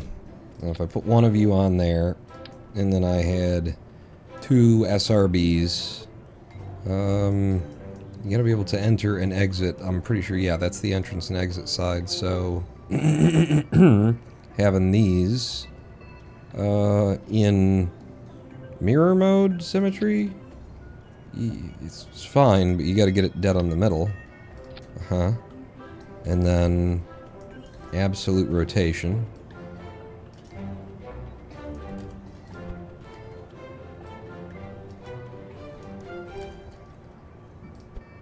And an absolute snap to the center of the... It doesn't have to be. Yeah, you're right. It definitely doesn't have to be. Do you guys have a different version? No. Well. I really like the idea of them being there. Yeah, okay, no, you can embed it a little bit. Who cares?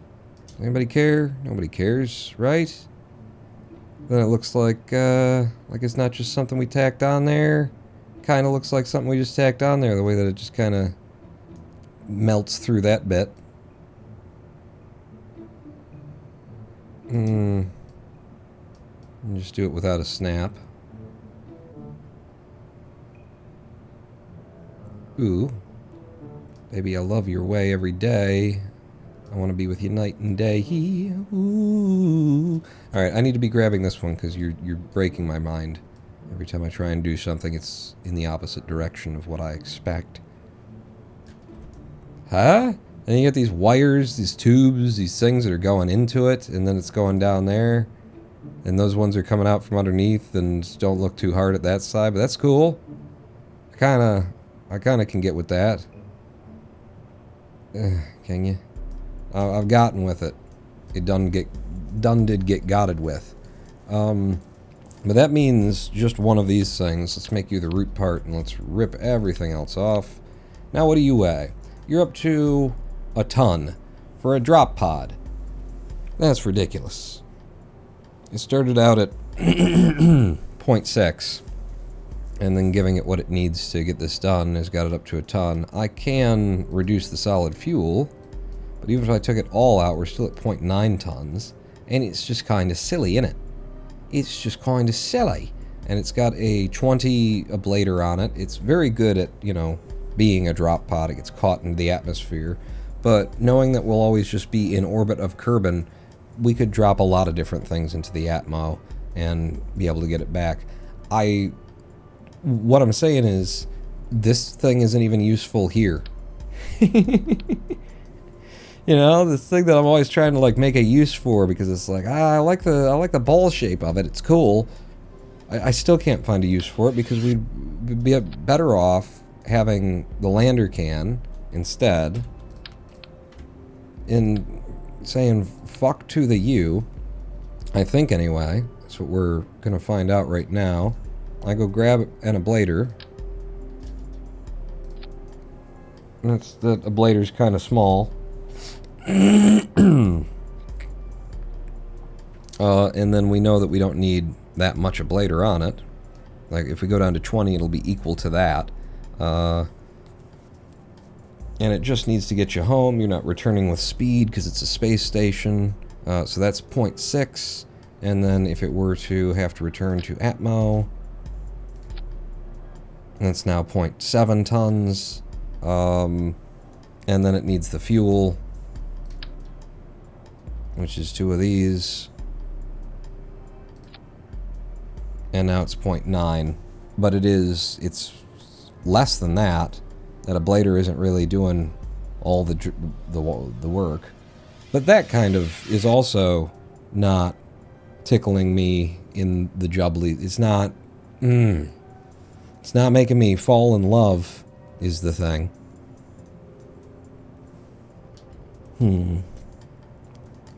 For the drop pod system. And what I would like to do right now, if we had the bike seat, is play with maybe making my own and just packing Kerbal up in it. That's so fun. That's so fucking fun, but we don't have the science for it, do we? If I leave, then I leave everything that we've been working on and it goes away. So let me put you back there. Let me get rid of you. Put you on there. And then we'll save. Is that that's a space station, huh? Don't worry about it. All right, it's a work in process. Process. It's prog rock. It's a work in prog rock. Is what it is. We have 205.7 science. In R&D, the tiers are all 300 now. Where is the bike seat? There it is. So, if I could get another 100 science, we could get the bike seat, and then I could experiment with building my own drop pods, which I think is a fucking awesome and fun thing to do. Let's go see if Bob and his psychotic little minion have made us any science lately. I don't know that they will have. Oh, there's Dolbert, or Dobart. That's somebody we gotta save, I guess. And there's Haven. I don't know. But, oh, you're right next to the space. Are you somebody I need to save right now? Oh, let's go out. No, we probably already linked up with him. I don't know. Let's go find out. So, out to the space boat. So, Bob has a little rat bastard man. Just scares me when he smiles. On board his space science boat, which is that. That's what she... Does she have lights?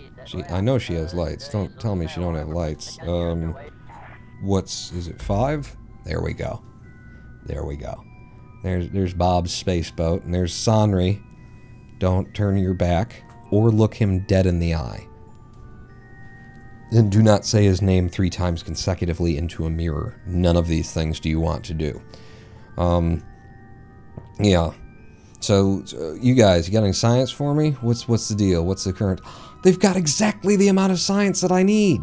Or just not enough. That is so perfect, though. We won't be able to It's only 100 of it. So we might be able to transmit while we're on the dark side here. Let's just wait until we get around. And while we're waiting, what is this? Set you as the target. And where is he? Behind you in orbit. By 32 point something kilometers and getting further away as time goes on. I really need to know what that is. Do I have a mission to save somebody? Save Halvan. He could get out and fly to us just about. I mean, we could also just link up with him here. Bob, we're going to ask you guys to divert from your mission slightly in order to make us some money, and then we're going to need that science that you're working on. So keep working on the science. But so, what am I looking at here? Focus Kerbin, so I don't gotta fight the camera. Right now, our nearest point of intersect will be that. Halvan is got the outside track on us all the time. Halvan's periaps is 81, our apoaps is 80. He's got the outside track all the time. Yeah, that's our periaps, his apoaps, yes. So he is going to be going slower than us constantly. We need to go slower than he is so he can catch up. And going slower means going faster. I love the relativeness of it all. So if I get on my prograde with our spaceship, our space boat here, and get on, not the target prograde, the orbital prograde, and I burn forward, then we'll be going faster around Kerbal, which will put us into a higher orbit around Kerbal, which will make it so that we're going slower, so that he'll have the inside track, so he'll be making his rotations quicker, which means that he'll catch up to us. So we got to go slow to go fast to go slow, is the idea here.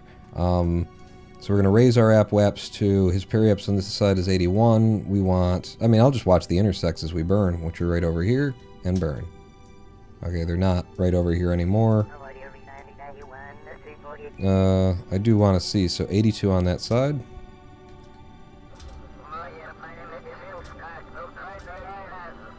Okay. If we go around a few times, if we go around to our apoapsis, and push it up on that side, then he'll be going slower than us all the time. We can save the, there's the next intersect point, we can save the fuel of doing it any stupider way. Warp me to this side, and while you're warping, you'll be making me science that I also need.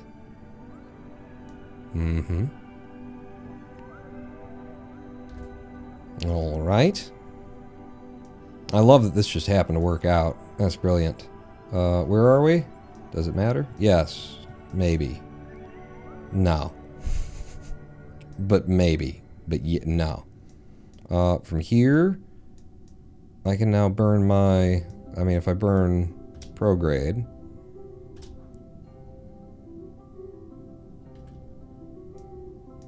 then... yeah. We need our apoapse above his.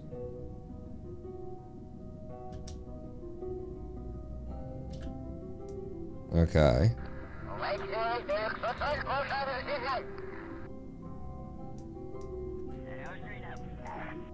Okay. So now the question is, if we go round, add a maneuver, and tell me what happens next orbit. And the orbit after that. Hang on, fucking button. Getting further away. Okay, so apparently this is the closest that we're going to get to him. Or, okay, it'll be the next one is the closest that we're going to get to him. This thing is untrustworthy. F5 from here, just in case it screws up on me, but we're going to go around. And now, we will be within 12.5 kilometers of him, which is fine-ish. We can make it better. I don't want to be bothered to make it better. I want a world record speed run that takes like 10 years. Not super watchable. I'm very, like, I'm so good at this usually, but I don't know, maybe it's the hangover. I'm very, I feel very confused by just the basics of what's happening here. We're on the outside track. He's gonna be ahead of us when we catch up to him there. So if I burned retrograde, it would put us more on, it was something, and it should reduce things.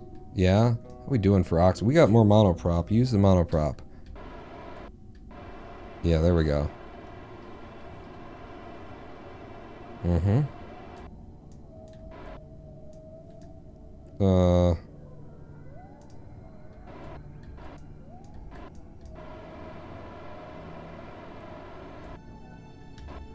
And that's the spot there, and then, for, like, inclinations, no. Alright, 1.5 kilometers is fine. Yeah. So drop all of those things by right-clicking on them, and then some of them will drop and some of them won't, and it'll still be a friggin' mess, and get rid of all this information. Thank you. Nope, see now, just half of it went away. Yeah, there we go. Alright. So now we warp up to that point, because here it'll be 9 kilometers. Look at us. Here we are. Let's focus on us now. What? No, I didn't mean to. I mean, it's fine. I'll just reset all of the experiment. But apparently I accidentally hit 1, and so now we're deploying all of our science. Oops. The magnetometer report is worth something. Jesus Christ, are you fucking kidding me that we haven't brought a magnetometer report? Alright, well, save the magnetometer report. And then throw you away, throw you away. Throw you away. Throw you away. Yeah. Alright, no, it's fine. You're listing a little bit. Are these things not locked now? Is there something... Something's doesn't seem right with that much rock to it. Locked? No. Yes, you're supposed to be locked, you bastard. There we go. This friggin' game. But yeah, RCS off. F5. And yeah, we're coming up to this spot. Just 1.5 kilometers away. We don't have to, like, link up with him directly. We're out of electric charge, too, so I guess we're not going to. Son of a bitch. I was going to. But we're out of EC on the dark side. Damn it. So let's switch, since we're close enough. Oh, wow. Haven. Shit really went bad. Oh my god. You're so cold. Quick, get into your suit and get outside. Where's the other ship? Where is it? Oh, there it is. So, target them. And, oh my god, I can't believe you've survived. We didn't know that you were that cold, Haven. Good god. Yeah. Just head in the direction of our target. Which apparently we're doing. Kinda hard to tell.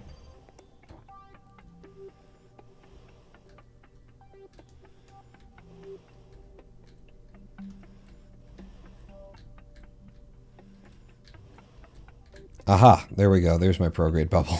I'm like, where the fuck is the damn... There, okay. Head for him.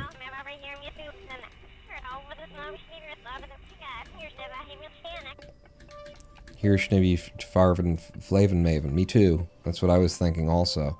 Can I have a... like, locked for you? Am I allowed to have... I mean, Chase? Does Chase... give me kind of a lock here. RCS off. RCS on. Rotate. And then, does this do what I think it does? Yes. Okay.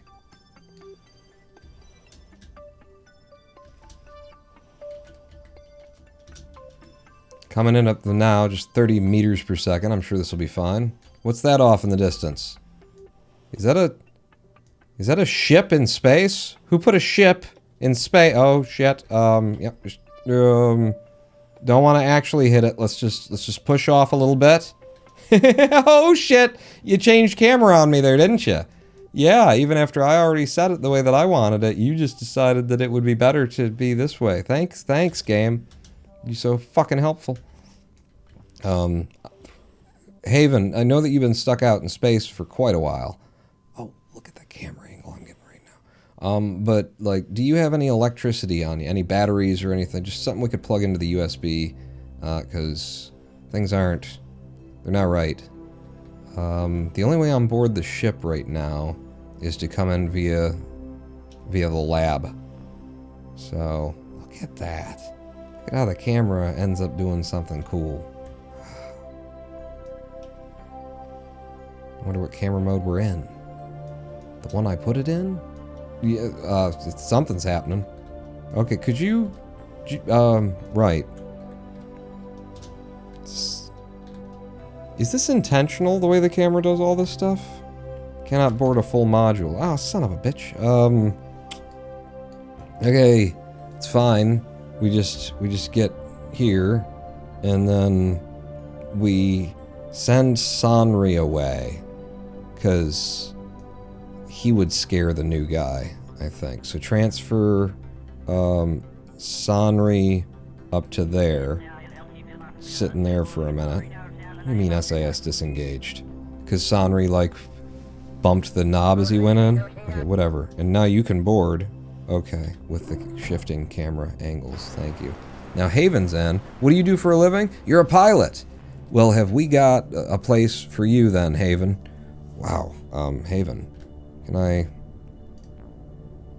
Oh! Hi, Haven.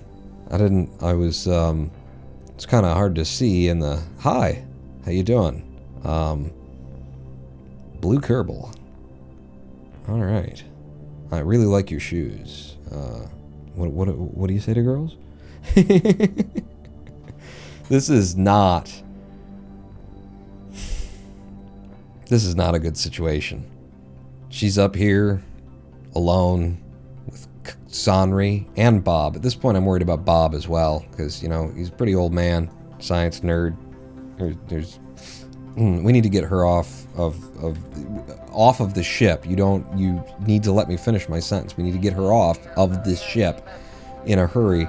But she is going to have to go sit with Sanri for just a second. At least, like, past shoulders as we move them around is going to have to happen here. Can I have your view? Yep. Yeah, that's what I'd be doing if I was... Oh, hi!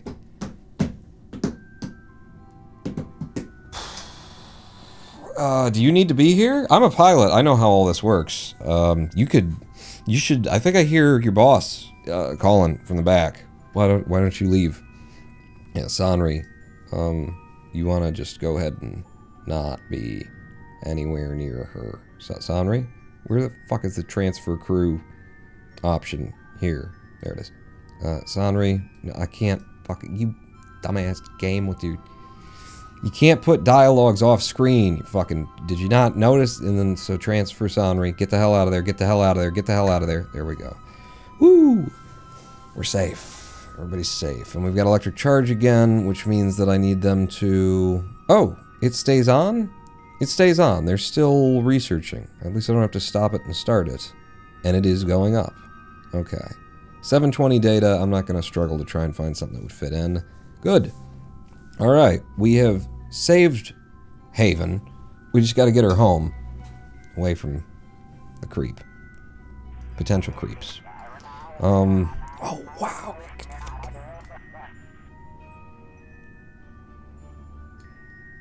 Maybe just one tick zoom out there. One. It's so... Yeah, and then... It doesn't look as good because I'm in the frame, but to me, it looks really... Look at that. Yeah. What we need to do right now is transmit that science, so do that. That's what I came up here for, was the 100 science that's in your pockets. Yeah, actually, when we're in full sun, we don't even drain our electric charge to transmit. That's cool. I thought this thing should be built better for electricity. Still can't run the lab and get around the planet's dark side, though, so that's a little bit of a oversight.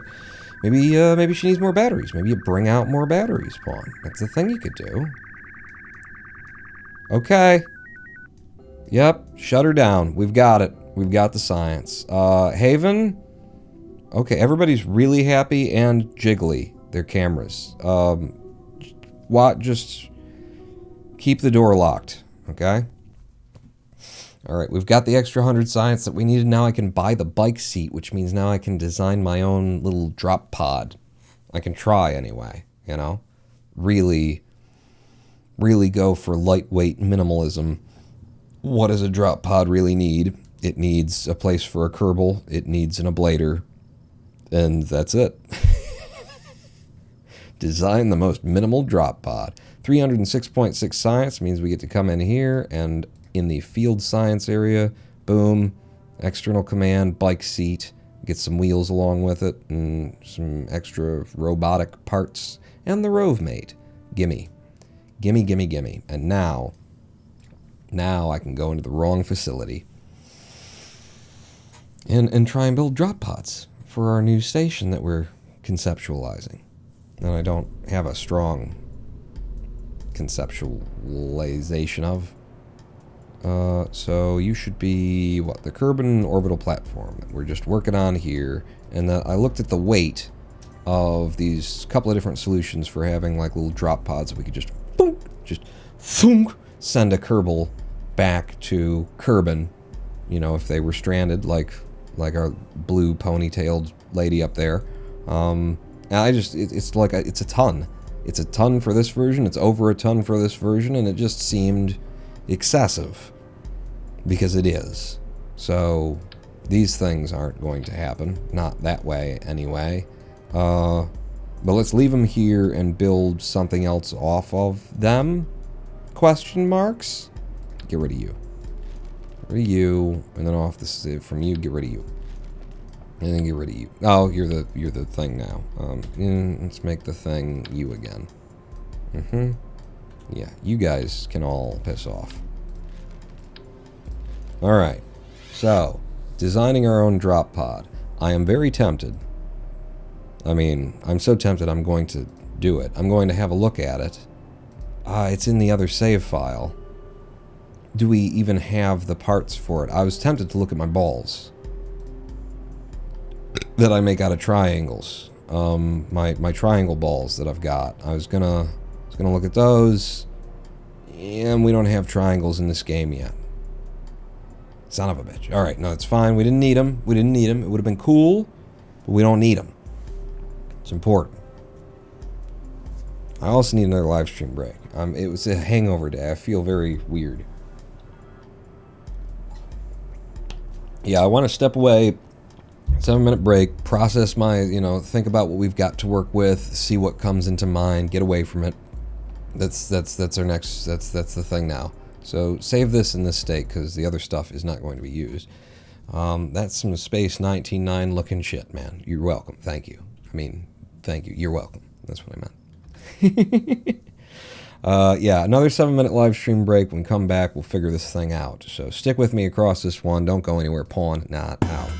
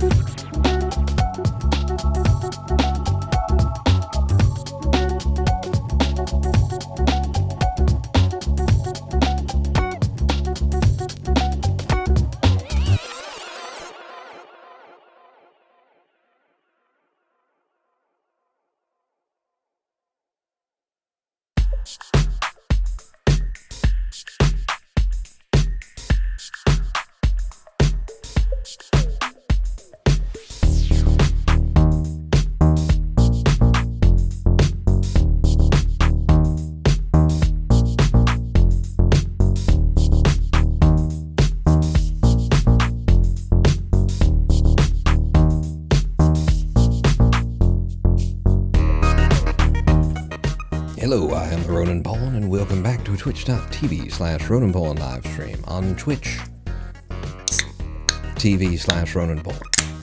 The beer opening was the dot, is the hair of the dog that bit me. I'm starting to feel genuinely a little bit ill here. If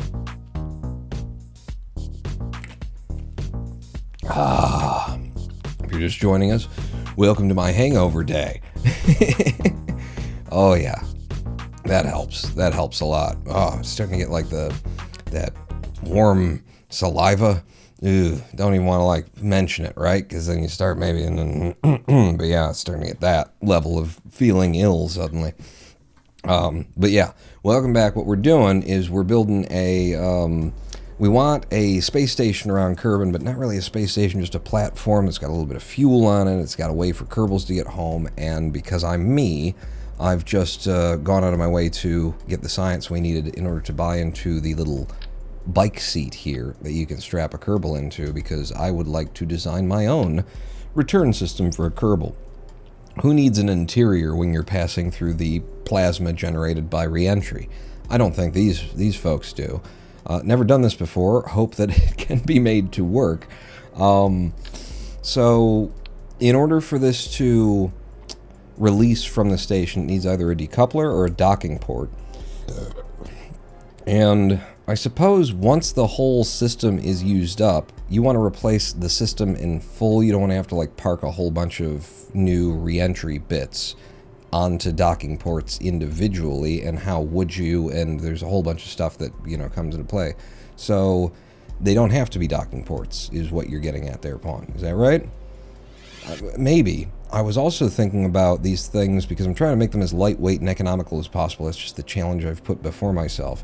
I was also thinking about maybe like having on the space station a robotic arm that like you decouple and or undock them, and then the arm like grabs them and points them in the direction that they need to go, and then they can just fire maybe even a single, what are they called?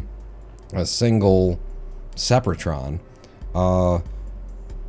worth of SRB in order to give them just that little oomph of velocity they need to hit the Atmo and then get pulled down by it. Just make it as simple as, or not as simple, but as cheap as possible.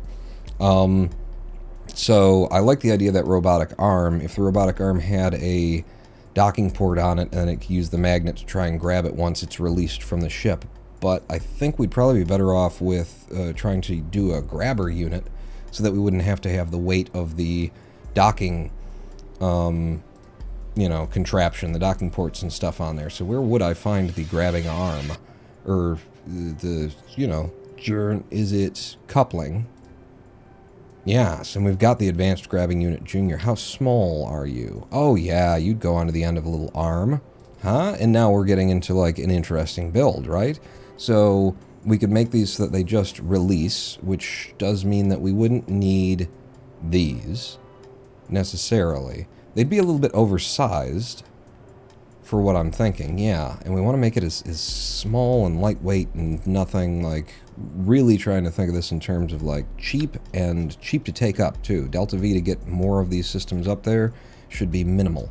So if I've got one of them on here, we'll duplicate them over time. In fact, it'll probably be easier to build if I've got it on the end to start. What are you? Why are you there? What the? Oh, you're okay. Let me just here. I know it's floating in space right now, and will potentially always be, but don't worry about that. No, it won't.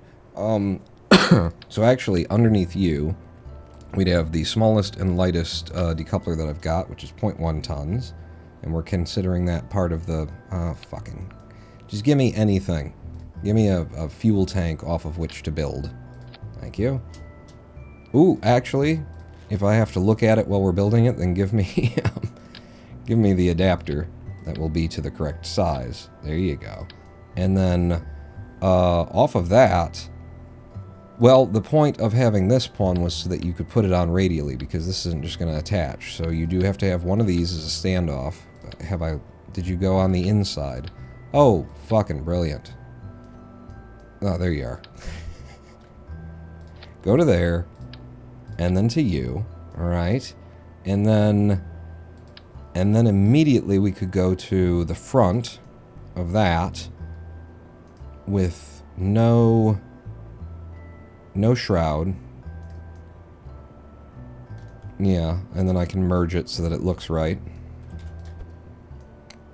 So that it actually looks like we're attached to it. It holds something. And then the amount of jettison force that we want is kind of nothing.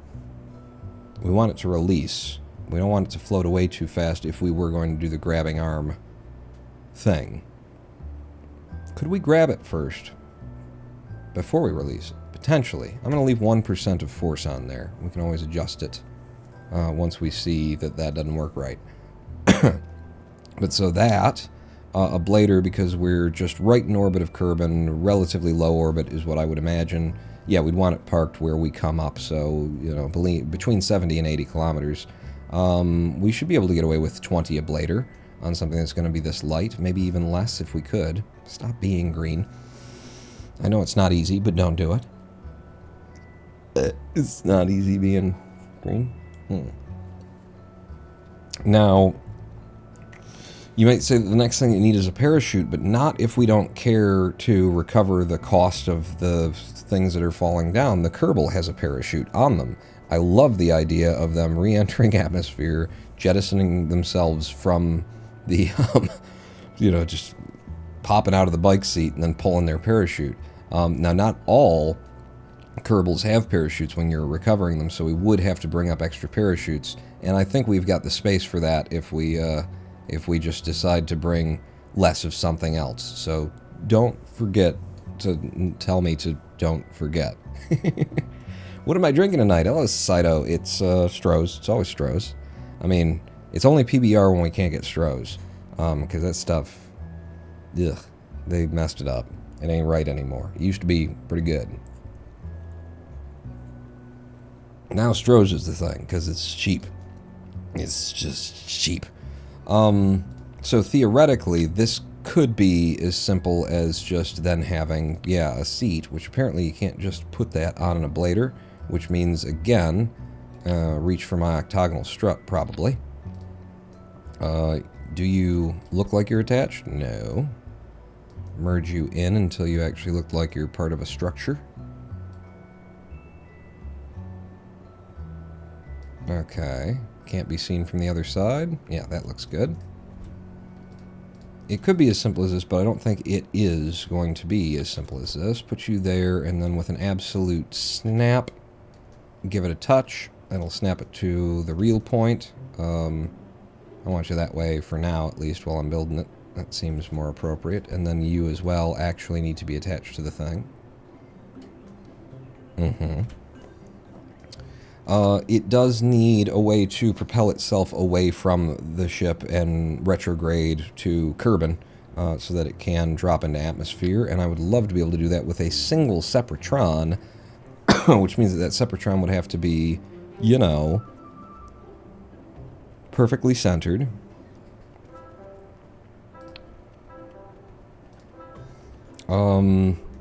In such a way as it's not going to burn up our own ablator when it fires off.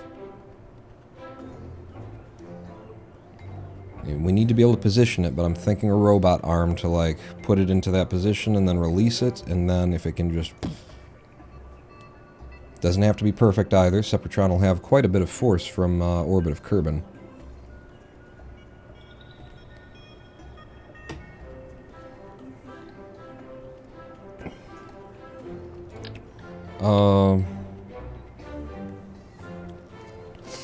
So to be able to have the Sepratron perfectly centered, what would be really cool?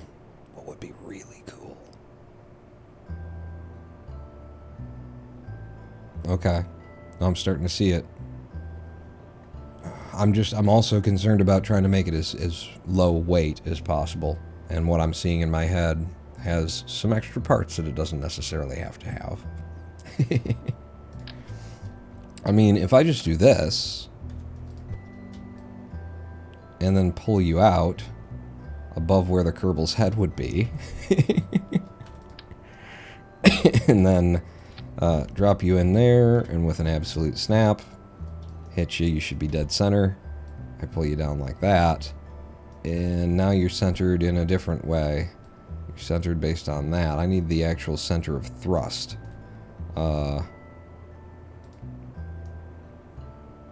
To be on the center of mass. It looks close. I'm not that worried about it. But, you know, we don't want it burning the Kerbal's head off.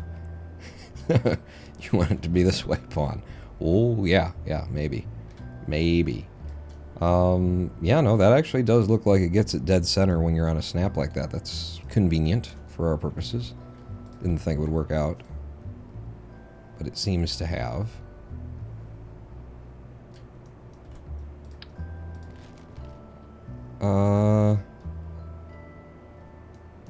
Yeah, maybe. Yeah, maybe. It's very one-sided. But then, struts are no light thing. I mean, they're 0.05 tons for each one of them. And of course, what I was thinking was, well, I'm not allowed to attach it to the actual thing, so that wouldn't work. But I was thinking something like this.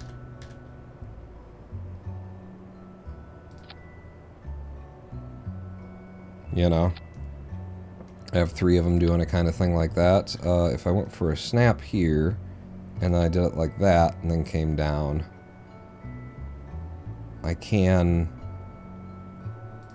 snap like that to there.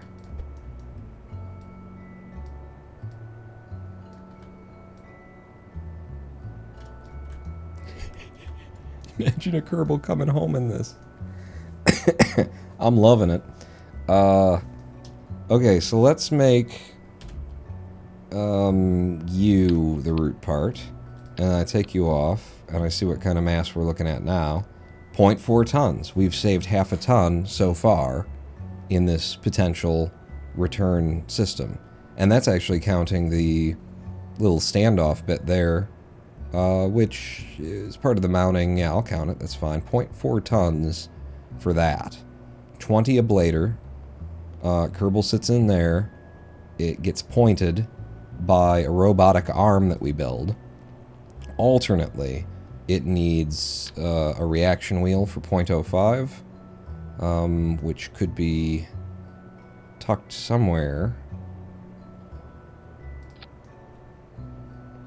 And that brings us up to 0.455 tons, and then it needs its own electricity. I kind of like that better. I mean, it's definitely... We're up to 1,400 Kerbucks on this, but I kind of just like it. And I could maybe get rid of that. Yeah. Yeah, which would give you more headroom even. So you're built off of that, though. So, fuck me, kind of a thing. I need to pull you off, get rid of you. So, an SAS wheel. So that you can point yourself in the right direction. I mean, because this is going to be the cheapest way to do it, right? 0.05 tons for the SAS wheel, 0.04 tons for the monoprop, and then 0.005 for a tiny little thruster block. That is technically less if it were just the one thruster block. I had the linear tiny little thruster block in there as well.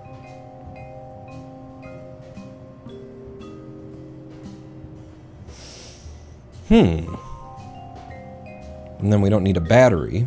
Battery would have been an additional 0.005 tons, which is the equivalent of the thruster block. So those are 1 for 1, and then we're saving a 0.001 tons between those two objects. I add this back in, but it's 0.0013, which actually makes it cost more. I'm going to build it both ways and see. Are you? Why not? What was anybody else here doing? Oh, I can't attach to the SAS module anyway. Oh, balls. Oh, balls? Oh, balls. I could attach, however, if I had you, and then I pulled you out. We'll fix that. But then I could attach this to this. We're really making the game not happy at this point. Are we on absolute F? Hit the thing, you should be dead centered now. And then I can pull you down, and with a shift, give you the space that you'd need. And then, nope, fuck, put it back there, because it's this one that you want to drag with a shift, so that it is attached, in theory. And then these guys go back on. Three-sided radial symmetry. I'll have you... No. Yeah? No. No? Yeah. What? Uh-huh. You guys down to there with a absolute snap should find us a good point for it. They don't merge through. I will leave them right there. Kerbal heads are huge. Like, you have no idea. It's gonna be... You might need more space than that. But... So then there's that, and then the last thing that would need to be here is that it needs to have its own battery in order to make the SAS wheel do a thing. And that would need to be somewhere, and it also needs to be perfectly centered in mass. Am I allowed to have you... It seems like I've got a tiny little pixel's edge there. And then with the absolute snap again, put you in like that. Grab the whole thing, drag it away in order to make room for the pixel's head, or the Kerbal's head. Drag you back down.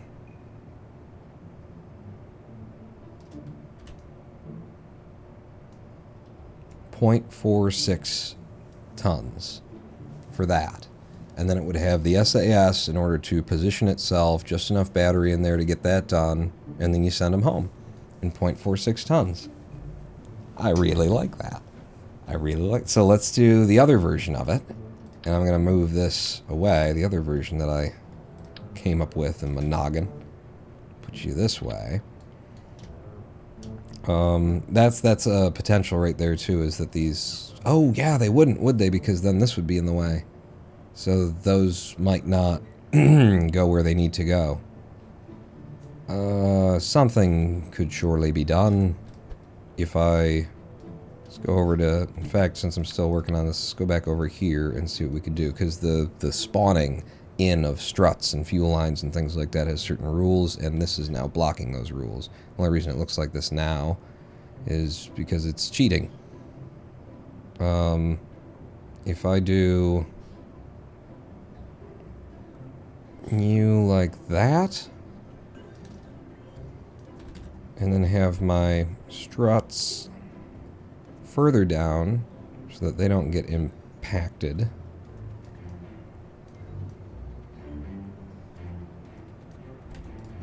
I liked the way it looked before, though.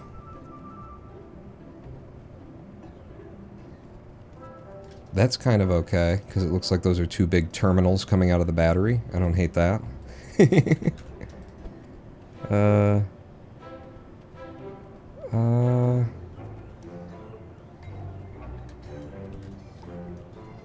It's okay. And this might not be the version that you go with, ultimately. Let me just now confirm that if I make a copy of that and place it, that it still works. So throw you away, grab a copy of you, flip it, and they still get there, but now they're hovering. That's a problem with the three attachment point concept that I've come up with here. So then the other way to make that work would be to just change which direction they're coming from. They should be able to build off of an SAS unit, for fuck's sake.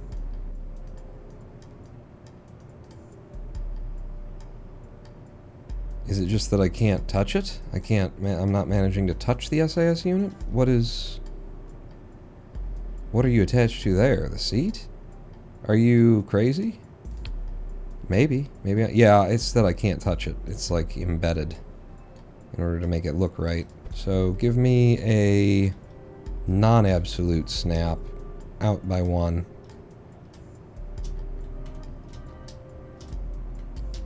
Then grab you. And then I attach these here instead. 3 of them.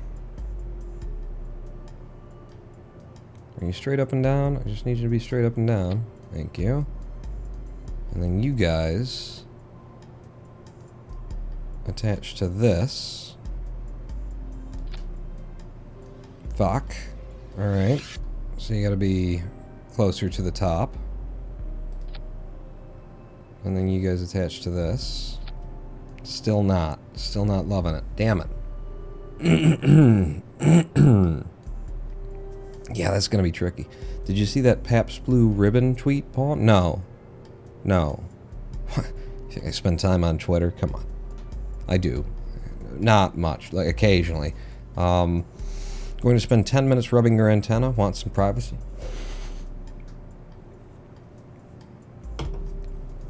Yeah, that's tricky. That's tricky, and it's my fault for the way that I'm trying to build it, but it's still tricky. Yeah, here we go. Because I can't attach these to the ablator. It's not allowed. And if I attach them to here, they don't actually clear the seat when I try and pull them back to stuff here. If I took it all the way back there, they still don't want to do that. If I rotate them, flip them around, I don't think that would help, but yeah, at the toppest most point that I can even get them. And 2 of them still don't spawn. So that is problematic. Let's leave that where it is, I guess. Yeah. and then work on the other version, because maybe that's the version that we're going with here. In that version, okay, you set aside, I mean, basically you're starting from scratch kind of a thing. Throw out all of that, because it wasn't working anyway. Head over to the structural, grab me an octagonal strut so that I can build off of something. What are you? You're 0.04 tons, you're 0.001, you're 0.001. Yeah, we want to stick with these struts. I suppose that's a way that I could make this one work too if we decide that that's the way we want to go. But importantly, this one would have to have a ball on it. A little monoprop ball somewhere. Don't imagine that we're allowed to build a ball radially off of that either. No. So you got that.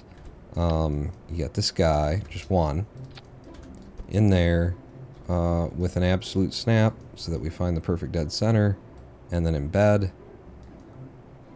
In fact, let's have it go the other way, because then the little bit that pops out there will look like it's supposed to be part of the seat, or it'll just go up somebody's ass. You know, it's either way, I'm fine. And then you move this in so that it doesn't look like it's floating in space. As so many parts in Kerbal Space Program do, even in their natural attachment to the parts that they're supposed to attach to. Which is not really what we're doing right here, but still, I can find ways to complain, reasons.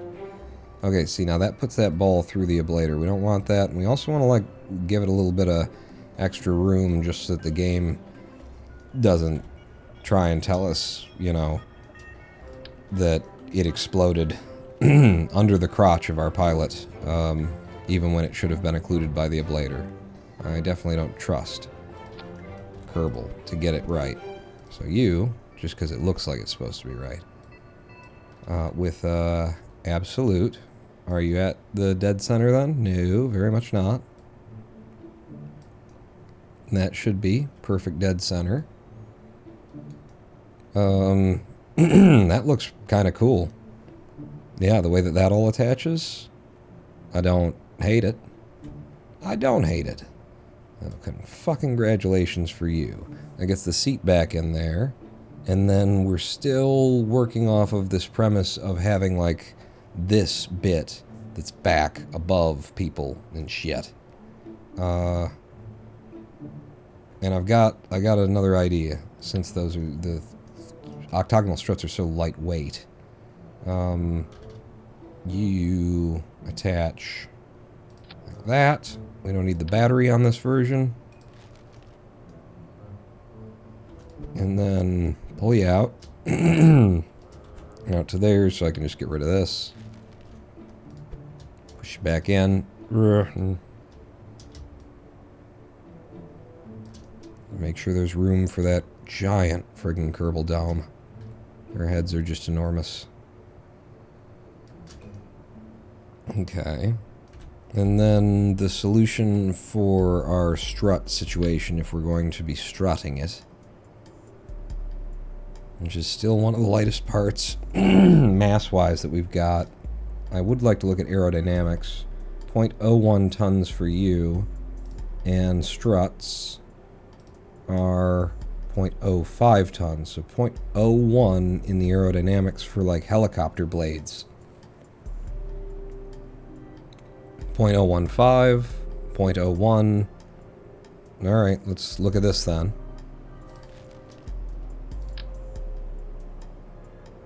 How big are you? How long?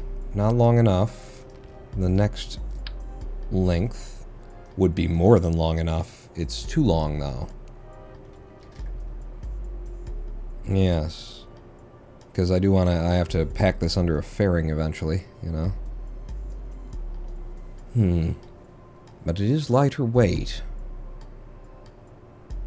As is this one. Will you drop these things? This one's close, but it has to be at an angle.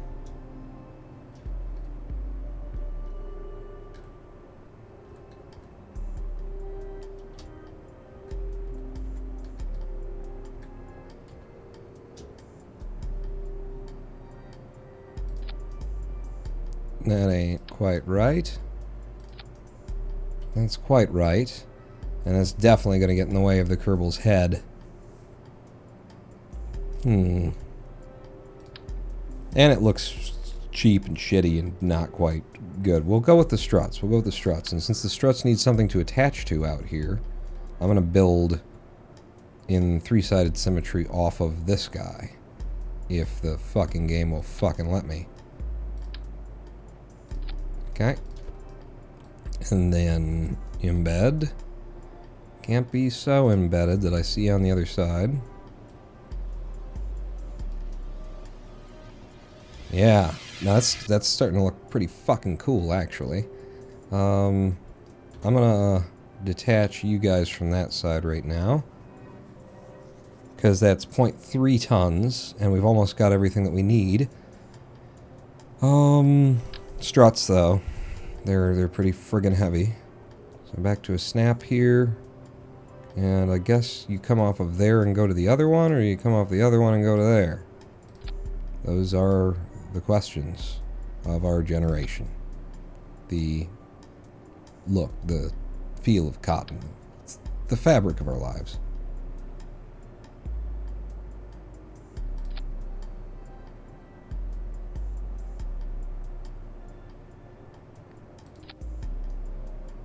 Okay, wherever you snap, that you'll snap to. I mean, the thing is, wherever it snaps is where it's going to snap, so me adjusting it ain't gonna help us that direction. I can adjust it in and out, and I'll change the vector.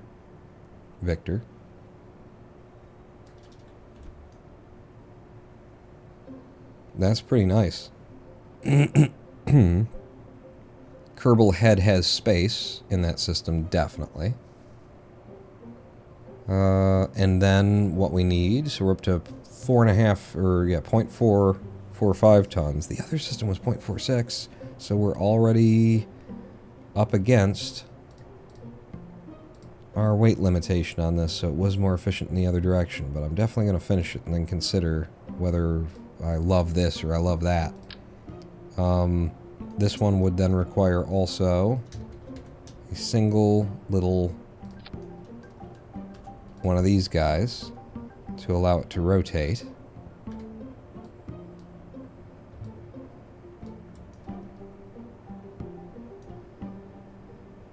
And that's actually all it needs, because it's going to rotate in a position and then fire this.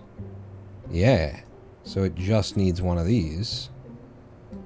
If I move you down like that, oh, I'm pretty friggin' happy with this as a concept so far. Gonna make sure that having those there doesn't block our struts from making their connection. Oh, that concept is so fucking strong right now. I want it in me. What? You heard me. I stand behind it. So then if I took you, made a copy of you over here. Damn it, it didn't do. Get you out of the way. The struts still didn't appear. Ah, it was because of the invisible parts blocked it. It's a fucking game, man. But those are in the place that I put them. They look right. They look good. And we've got ourselves... Take you off, I throw you away. A 0.45 ton, and that's including the mounting point and the decoupler. 0.45 ton Kerbal descent system. We gotta test it. Is it everything that's really needed? You got a pilot on board, you got a little bit of monoprop. I mean, it doesn't have to be a pilot. You got somebody sitting in there, they got monoprop between their legs. They got a little bit of this, and that's just to give them the ability to... They're not creating forward momentum or anything like that. They're just being able to, like, swing themselves around, stop themselves, point them retrograde to Kerbal, fire, you know, opposed so that they'll slow down enough to be caught into the atmosphere and then fall from there. A descent system, maybe. Every snap you take What was the blue ribbon tweet thing? What was it a thing? How much does a normal capsule weigh?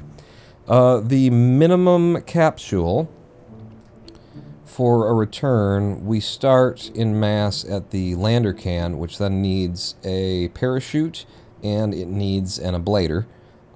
So we start at 0.56 tons. What we explored at when I first started doing this was to get minimal return ability. We managed to build something that was 0.9. It was in the upper half of 0.9 tons. It was almost a ton. This guy comes with his own ablator, but also needs a parachute and would need to be able to change his direction so that he could be going in the right direction with one of these things on it. And he doesn't have a reaction wheel in him, so he can't spin himself, under the power of SAS. So these things, even though they start very low weight, both of them weigh more than this, and then they need like half a ton's worth of shit attached to them in order to make them viable. Whereas here, our Kerbal has to like abandon this thing in flight and use their own parachute to get home. The other thing that I did have in mind when I was, during the live stream break was trying to like make it into a dart. Which I don't think is appropriate. I don't think it's a good idea. Oh, but it looks so cool from behind, doesn't it? Like giving it some of that. And then I guess you take this and you go as far back as the game will allow you. Oh, I didn't get it on straight. Hang on. I want to see what it looks like before I say, no, it's unnecessary. Which is what I will say. Don't absolute me. Just snap it and pull it back.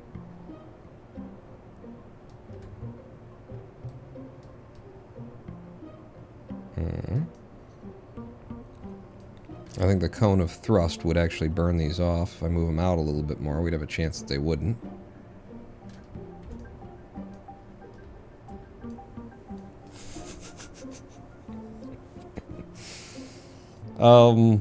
I don't think that's necessary, and I'm not a huge fan of it for reasons that I'm not getting into, but I think that's pretty cool. If I just do a center of mass, fuck. We need the center of mass to be down here for it to make sure that it's going into the wind correctly. Kerbal's going to be sitting down there. We've got the friggin' monoprop down there. And once we've burned the Sepratron... Okay. And, wow, that is definitely changing the center of mass. When you're empty, it's there. Which means that that's not actually centered. Which sucks. Because it was attached via the snapping point down there, which means it jolly well should fucking be centered, but it's not. I'm gonna try manually adjusting this a touch. If I move it down to you...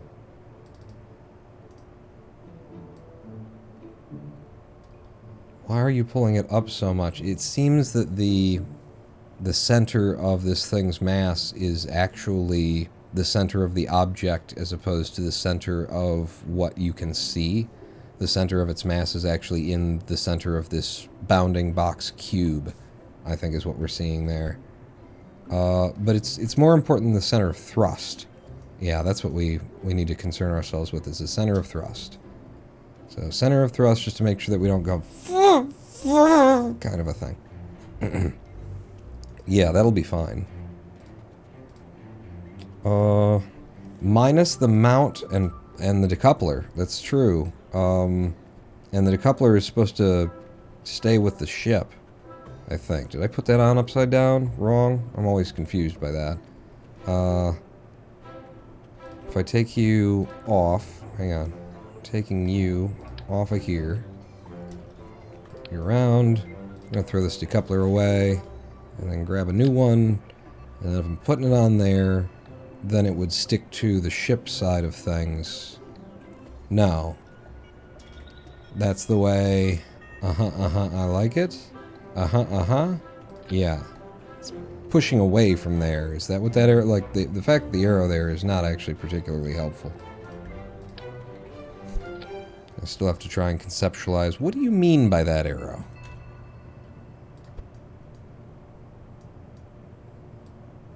No, I didn't. You...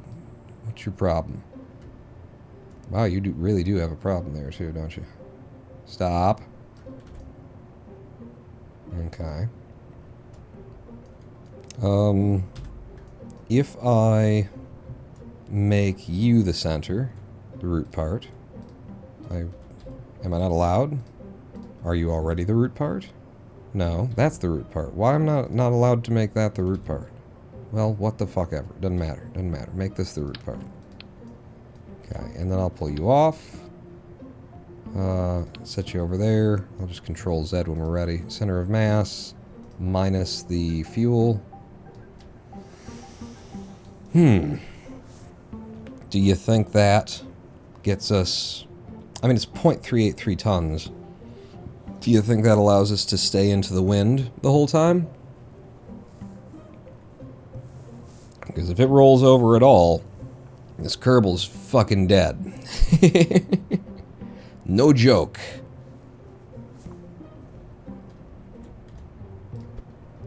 If I... Oh, shit. Go out further. Man, the weight of even it empty is shocking in its effect. And I'm trying to keep this as small and compact as possible because it's something that we gotta, you know, drag up with us, a number of them together. Solid fuel back in. I mean, it needs a test. How much difference does an empty monoprop tank do? Oh, yeah, well, that would... Solid fuel, the monoprop. Monoprop certainly helps to pull it down there, so we'd want all of that monoprop. We're just going to use enough to spin ourselves over. I hate that we have to have that kind of ballast in order to make it work.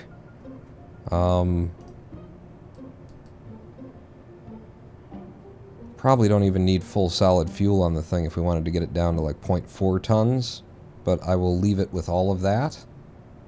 I think it just needs a test, because that was, you know, that was what the fins were going to be there for as well, was I put the fins on there, and then if it does start to topple over, the fins grab it and push it into the wind. What kind of weight did the fins add? 0.473. They're 0.01 per.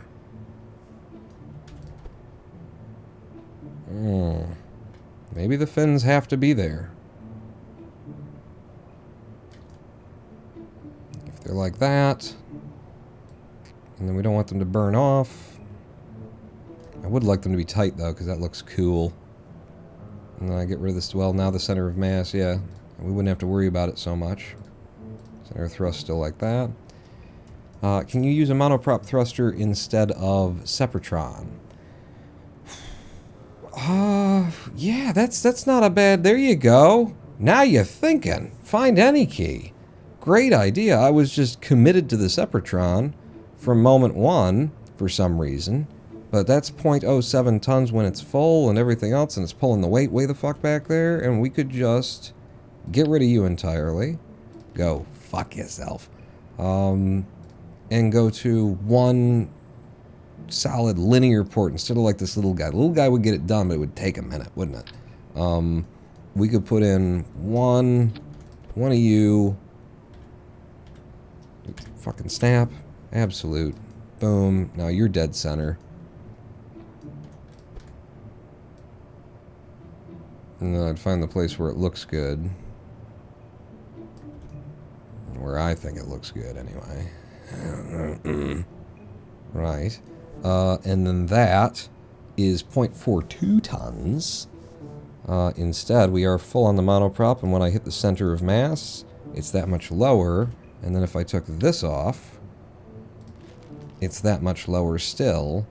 It's still, like, in the shape of the object. It's not, like, down there, which is where I'd like it to be. But this is certainly more efficient to do it that way. And if I leave the fins on, it does pull the weight a little bit back the other direction, but we know that we're definitely not going to get flopped around in the wind We're not gonna, yeah. Kerbal's not gonna get lost to that. And I really do like him tight. It's very much a dart kind of a thing. Don't want to get in the way of our thruster block there that's for rotation. That's pretty cool. Yeah. What do we think? And as the monoprop burns, it will move the weight back. That's true, yeah, we use it up and then the center of mass will move back, which means we would probably still want those fins there. And we've got a little dart-shaped return module for 0.42 tons. Less than half, I think, of our best construction that involved an actual pod. And this gets a Kerbal home. And a Kerbal can put science in their pockets and bring it with them. So if we are sending a Kerbal, then it's also a way of sending home science that we want without having to use one of our other MacGuffins that I've cooked up. But this, are we there? I think we might be there. Let me put this back on. And we know that it needs to be something. I'm gonna make you the root part again. And that you need to be dragged up to where it actually touches. That's, I'm pulling on the wrong thing apparently. So the selection box isn't anywhere there? It's just not. There you go. Oh, hey, free badge, Narom! It's been a while. Yes, it has, hasn't it? Free badge? What's the badge? You got a sub? For free? Wait. What's the... I don't understand. I don't know how this damn platform works. Last time we raided a dude who didn't speak the language, or, you know, he didn't speak... We didn't speak his language. It was Portuguese. And I said, you know, I see that. Screw it. Let's raid him anyway, you know? Because it just occurred to me at that moment. That's a pretty... you know, crappy thing that people don't speak each other's language. They can't send viewers over one way or the other, and it's like maybe some of the maybe some people who are watching do speak the language, and maybe what he's doing in the game is so interesting that it doesn't really matter, that it transcends the language. Let's go ahead and raid this fella. We get over there, and he's got a friggin' 10-minute have to be a follower to chat anything, and that means that I, who just raided him, and nearly doubled the number of people who are watching him, have to wait for 10 minutes after clicking the follow button in order to, this is what I did, in order to, like, figure out what I wanted to say, copy-paste it over to Google Translate, figure out first in chat what language you're using by copying out what, you know, they're speaking in, find out it's Portuguese, then type in my message, say translate to Portuguese, and sit there for 10 minutes and wait just to say, hi, we raided you. I had to wait 10 minutes to send this mission, now I gotta go, but, you know, have a good day, good luck, kind of thing.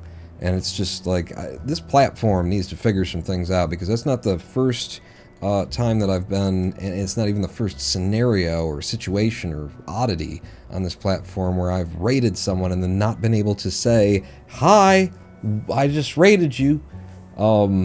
Somebody else had their chat so that it had to be like verified accounts where you have to link your phone to it, to Twitch in order to do it, which I cannot do because Twitch's verification systems will not allow you to register if you have a VoIP phone number, and my cell phone, that is a regular old average ordinary everyday cell phone, my company is smart and saves me money by using VoIP numbers. I've had a VoIP number, I've got my PayPal account, and all kinds of other accounts that are linked through this is my only phone. It's not some shit that it's not a Google Voice number, you know. Go online and give somebody 12 cents and now you got a VoIP number. This is the number that goes to my phone. And they won't allow you to register that way, which means I can't register, which means I can't communicate, I can't interact, and we just raided them, and now they're just going to be like, okay, that's weird. Somebody raided and didn't even bother to say hi. What'd you bring? You brought like 20-some people in here and didn't even bother to say hi? I couldn't, because of the way that Twitch works, which, by the way, is anti-compete. And it's not just a Twitch problem, it's a Twitter problem, it's a problem across all of these different services that, you know, require verification and want to make sure that your account is real by linking it to your phone number, but do not have, like, enough knowledge about service providers. They're using some kind of, pre-built service that somebody else made where it's a verification system. They just snap it in and go home. And whatever system they're using just says if it's a VoIP number, then we refuse to verify it. And that's anti-compete, because that means that I have to have my phone plan through one of these big companies that charges minimum $50 a month for, just a basic fucking contract. I pay $24 a month. I get a gig of data, unlimited, all the other things. It's fine for me, and it's a reasonable price to pay for the usage that I have of the phone. And it uses Wi-Fi when it can, and it uses a VoIP number in order to make it that cheap. That's how, these are what we call competitors in the marketplace doing it differently and saving money. I would have to have Sprint, Verizon, AT&T. I have to have a Comcast phone. I have to have a phone that gives me a real phone number in order to use these services. And if you're forcing people to use those services and you're pushing people to use them or else they can't be verified, that is what we call anti-compete. There are laws against that. You can't tell somebody that you have to do business with our friend over there if you want to do business with this over here, because that creates markets where people can't compete. My phone carrier is, 2020 had the best customer service in the United States of America. T-Mobile, Sprint, AT&T, all the big companies, they're the bottom. They are the bottom of customer satisfaction and customer service every fucking year. They are at the end of the list, and they are the big companies in this country. How do you fix that if I can't, interact with services unless I get one of their phones? Yeah? So it pisses me off because it's a lot of things. Confirmed. Ronan Pawn is sponsored by, here's the thing. I don't necessarily want to send you, they're good. They're very good. Republic Wireless is the company that I use for my cell phone in America. They're only in the US, but very good price. And if you don't have huge internet needs, or, if you're like me and you just don't ever leave the house, then I don't need 10 gigs of roaming data. 1 gig for when I want to pull a GPS while I'm driving someplace will be enough, because I'm mostly in my house and on Wi-Fi wherever I go.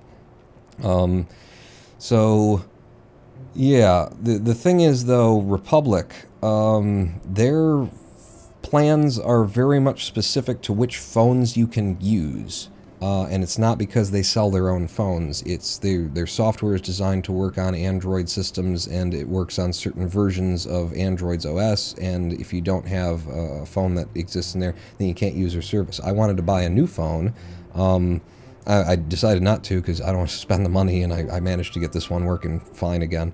But when I was thinking about buying a new phone, I couldn't have kept Republic Wireless with the new phone that I was going to get. So I was going to go to what is actually, I think, the #1 company in America in terms of price and everything. It's a phone company that is very much targeted toward retirees and stuff, but I think it's just called Consumer Wireless. And is Republic Wireless? Yeah, there's 1 or 2 other providers out there that use similar systems, VoIP and everything, and they'll provide you a package for $20 a month, plus the taxes, which comes up to $24, where you get a gig of data and everything else. And that company has a much wider array of phones that their software will work on, that you can call through. And it's not just software; it's a SIM card and everything, but it's integrated into software in order to use technology in a way that it should already be used. They need to hold their monopoly. How do they do that in a fair market? You tell me. What is this leaves the house? Yeah, who does that? Gotta go, guys. Have a good one. Always good to catch a stream. Take care, Pawn and all. Thank you for coming out, Diggity D. You've seen the build. Just catch me on the VOD to see what the hell it does, because I want to test it. I don't know how we're going to test it, but I definitely want to test it, And also, so I've made that the root part, which means what?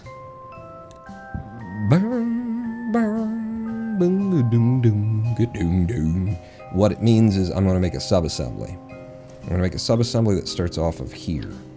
U, subassembly drop zone, and this is going to be our people mover. We've got an elevated train in Detroit called the People Mover. It's kind of a joke. If you're downtown Detroit and you want to get from Greektown to the Greyhound station and don't want to have to walk 12 minutes, then you can pay in order to be carted in about 2 minutes. It's such a tiny, small, almost useless elevated train system that exists downtown Detroit and just links like the centers of commerce from here to here to here to here, and it tells a story of how inner city urban areas, they don't really want the people who live in Detroit to be able to access these systems. They're building them for tourists to come in and be able to go from Tiger Stadium to something, well, Comerica Park now, but be able to do the touristy things, I'm from out of town and I'm coming through. But they wouldn't want their own citizens who pay taxes around here to use those systems, because they might, dirty them up or something. It's a fucked up little world we live in. Let's just say that. Doesn't that thing only go in one direction? Yeah, I believe so, but it wouldn't really benefit it to go in any other direction. Like you usually, whenever I have rode the People Mover, it's for the sake of just riding it, because you happen to be down there and you might as well. So I buy a token, I get on, and I go the entire loop, and you're back in like 12 minutes, if that. That's how small this thing is. It really just saves you having to cross, like, at the most 12 crossings or something like that. It's not completely tiny, but it is more of a, hey, it's the People Mover, than I need to get to work, so I think I'll take the People Mover. Nobody's getting to work taking the People Mover. Detroit has a neat little streetcar now, though. That's true. It's called the Q, and I've never seen it in operation, and I've never seen anyone use it. Sorry, that's the state of things. They built the tracks, they built the thing. I heard that it was on. I've never seen it going down the road, even though I've driven Woodward many a time, and I don't know that anybody uses it. And they promised us that it would go all the way out to Ferndale, which would have linked two major cities right here, that would have just like made commerce and opened up job opportunities and transit and stuff so much for people in the city. It would have been a boon to everybody. And I think Ferndale said, wait, people from Detroit are going to come here and it's going to be easy? No. And so even though that was the plan, Ferndale eventually said, yeah, no, you're not sending that all the way out here. So now we have our tram that is also kind of a people mover, in that, it's longer than the People Mover, but it doesn't go like it was supposed to. You still have to drive into like Metro Detroit and maybe find a parking place, and then you can get on the People Mover and it will take you the last 4 miles to the river. It's stupid. And all of this money and engineering and all this time of people's constructing and our roads being shut down, at the end of the day, we get this. These are the mass transit systems of America, people. They really think them through.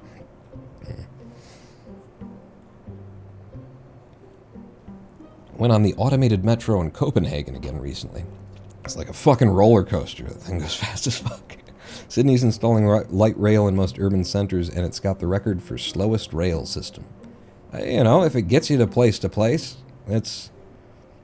But yeah, this is...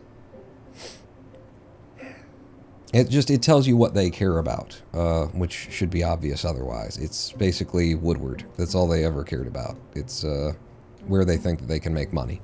And it's not, they don't think about growing the city and its residents and providing, they just want to get business downtown. They want to get people in there. They keep repainting Woodward and spit shining the faces of buildings that are on either side of Woodward. You go one street over onto John R., and it's gotten better, but it's still like you get really quickly, you get away from Comerica Park by like 2 blocks, and suddenly there's dilapidated, half, fallen over houses, giant fields where there's nothing. It's downtown Detroit, giant fields, just open fields, just nothing. What? Why aren't there people living there? Well, it's a city that was designed for 5-6 million people, that has a current population of 600,000. They took the jobs and went somewhere else, and now we're just a tourist attraction that has one of the highest murder rates in the country. So not really killing it on the tourist attraction side of things either. So I need to check, I realize now, the People Mover I name it a thing and we get off onto like a 5-minute tangent about mass transit systems. Fuck. Why? Why? Though, but why? So, yeah. It's the fins are blocking? If I just took a copy of you and flit you over to here, you still don't spawn. Okay, confirm that it doesn't spawn. If I... I can't really move them any closer to where we've got that. So I do have to move the fins back. So it's got to be that the fins are blocking its ability to make that vector. Victor. I'm going to pull them back. I don't want to pull them back much. I don't want it to end up getting any bigger than it already is. But if I did that, is that enough? That's also not enough. So, fins still going back. Is that enough? Because it should just be there's a certain pixel point, and then it's not a problem anymore, and that's the point at which it's not a problem anymore. So now I take you, I say that is our people mover, overwrite it, which delete is not what you're supposed to put there for people to know what they're doing. And then if I pull a people mover out and I put it down, boom. It works, it's as we designed it, and it looks pretty good. The only problem with the people mover is the storage space here, you know? It's super lightweight, super efficient. I think it will work. But it is very unruly to try and have multiples of these that you send to space and just have sitting there waiting for somebody who needs to return. Struts are the most annoying thing to copy and paste. Yeah, that's why I just keep checking it every fucking time we make an adjustment. Wait, no, but wait. Okay. I want to test it. I don't know how we test it. You know, we could just F12 the game and plonk one into space. We probably should. That's probably the way to go here. Otherwise, I gotta put it on a rocket and send it all the way up there. Let's put it on a rocket and send it all the way up there. Like, what we've done here is still saved as the Kerbal Orbital Platform Mark 1. We've got you saved as the people mover. So everything's good. If I go new, and if we didn't save that, I would still be kind of okay. If I go new, and then we switch editor, and we do, like, build a little something to push this up, just to test it. Like a very little something. Just slap it together. No problem, no time. No time flat. No problems, no problem flat. No flat time, no curved time. No time. How do you want to do this, then? We do need a pilot. Yeah. Alright. The pilot's going to come back in that, though. Did the pilot sit in that? Don't. It'll take too long to build if you try and do it that way. Just give us a ship that's designed to take that up and test it. That's all you want to do here. Okay, so we got you on you, and then how is it going to actually move one of those up? Well, it's going to have to be under a fairing, and it'll fit under the fairing fairly. Fairly is how it will fit under the fairing. Maybe we should do it. No, we do this test as though we're doing it in the real world. We take it seriously, and so we bring up a pod that will allow 2 people to be in the pod. The Mark II command pod, alright? So one of them comes back in the command pod, and one of them, like, takes this other thing home and, you know, down and tests it, is what we're going to be aiming for there. So, again, Mark II command pod, a little bit heavier, but I presume that parachute will do fine for it. Wow, that's cool looking. Oh, that's cool looking, too. Damn. Sexy. I'll stick with the black for now, and we'll see. But yeah, so underneath you, you need to be able to re-enter. You don't have like a fairing built on or anything like that, so if you need to be able to re-enter, then we need that size heat shield for you. We'll go down to just 50 ablator, that should be fine. Yeah, do that color. Doesn't KSP2 come out this year? I hope it's better than the first game. It's supposed to, and yeah, so do we all. And I think there's every reason to believe that it will be. Different development team. They've had the opportunity to listen to a lot of us. A lot of different people saying a lot of different things. And I don't actually remember this. Lady Pawn and I happened to watch the other night. Just last night. We watched a little bit of the old Harvin Pawn show. Yeah. Where did that come from, really? But we watched a little bit of the old Harvin Pawn show, and it was the first episode. I just wanted to see back what that was all about and kind of relive it. And our first show was about KSP2 and the new development. And in there, we talked a lot about the fact that, like, the developers have already been kind of vocal, the new development team, at now that we've looked into this game and seen how it's coded together, oh my god.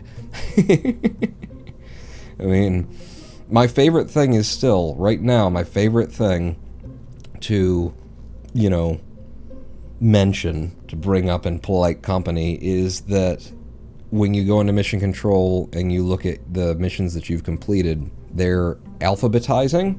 They sort it by alphabetically instead of by just, like, the date or, when you did the mission, when it was completed, which is the only way that you ever want to look. You want to see what you did last, right? They don't allow that. They do it by alphabet. And in their alphabetization, the letter R comes after the letter T. And we found another letter the other day, and it makes me realize that they're forcing this alphabetization that is not being alphabetized, is not being sorted by alphabet. That's not how it works.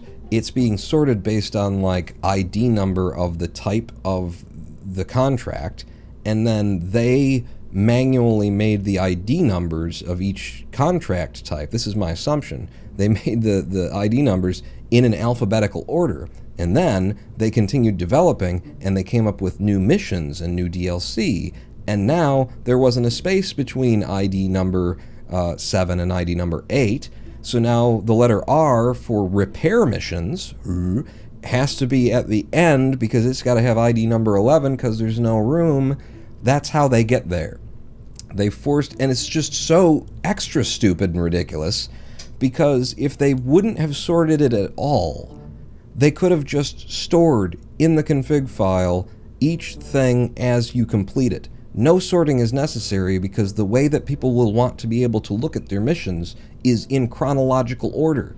So if you're attaching them to the bottom and it starts at the top, that's fine. If you invert it and do it that way, that's fine. You don't got to do any of this stuff. They invented a system of alphabetization where they don't actually sort via the alphabet and got that wrong because then they needed more slots and didn't leave them, and they didn't have to do any of it in the first place. That says everything about Squad, about their code, to me anyway. I love it. It's literally more code for a worse effect. Yeah, they wouldn't. You just store it to the file as it comes in. Just tack it onto the end of it, and we can scroll down and see what we did last. If you want to be real fancy, you loaded the whole list into memory, and then you reverse the array, and then you write it back to the file, and then the latest thing will be right up at the top, and you won't have to scroll down. What you don't need to do is try and manually, alphabetically link to a numbered sorting system so that you can sort it to that nobody wants, to a system that nobody would ever be able to use. You do like 10 missions and you're looking through the list going, well, is that the one that I just did, or is that the one? Because they're both satellite recovery mission. Okay, so back to just this quick little we'll slap it together thing, and then I get off on another tangent. You, sir, you're the right size, you're the right size. So we're going to do, what are we going to do? We're going to do interstage nodes on this fairing, and then figure out what size we need here. In the sub-assemblies, we grab a people mover. I'll flip it upside down, and it needs to be, yeah. See, that's a lot of space is the thing, and I want to bring up a bunch of them. We'll figure it out, but, so yeah, just fairing and then close is all I'm looking for from you. You go to there, close it off, simple fairing, we've got one we can test, and yeah, it should decouple there, and if it doesn't decouple right, then we'll know we fucked it up. That decoupler should be at 1% force, that's exactly what I was looking for. Yes, yes, yes. Now we just got to push it up to space for a test, so this isn't going to be and then we revert it test unless someone dies. Um, and maybe even if they die, we just have to deal with it. I don't know. A little off topic, but have you tried or seen any screenshots from the newest Minecraft version, says Jerome? No, none of that. I haven't seen, I haven't heard. I don't know what they're doing, what they're planning, what they might be thinking about. Is there something in particular that's going to be new and cool and interesting? Yeah, that's going to be a lot, is the deal. I want, yeah, an adapter. And we'll go down to a smaller stack. And then we can use a smaller engine, because this is not a lot of weight to be pushing up. This is, might as well be, you know, your third mission building a ship. So, engine, we're sorted by mass, yes. Reliant, no. Swivel, yes. Swivel, yes. So that's 2,000 meters per second DV, 1.39 TWR. That's pretty good. We want a little bit more fuel, and that will pull the TWR right down to where we want it. 2355, 1.17 TWR. That's a little bit, no. Like, let me grab the one that's between them, because that TWR was a little bit crap. 2214 with a 1.27 TWR, completely plausible, viable. We just need a little bit more on the SRBs than I usually put. Grab me a standoff radial, and I don't know how many I'll even need. To a U, 954 with 1.77. I need more than that. I need more than that. Go up to 3-sided symmetry, and that's 3,400 DV, but that's actually, we're looking at from sea level at altitude. We've got 2,758 meters per second. What? Yep. So I never needed that in the first place. So go back to you, and you're 2,500 meters per second in DV. You're already like a little bit more than I want. Let's scale this back by combining like one of you and one of you, and then the engine. 2343, the 1.9. It's just overkill. And then from sea level, for you, just the two again, 1,000 meters per second at 1.92. What was it at altitude? So if you're 1050 and you're 2350, then that's everything we need to get to orbit right there. Okay. Throw some nose cones on it. Correct nose cones. There you go. Yeah, that's the Zephyr Cochrane is about ready to go. But yeah, 2350 at 1.9, and then you guys at 1.91. So let's do some thrust limiting.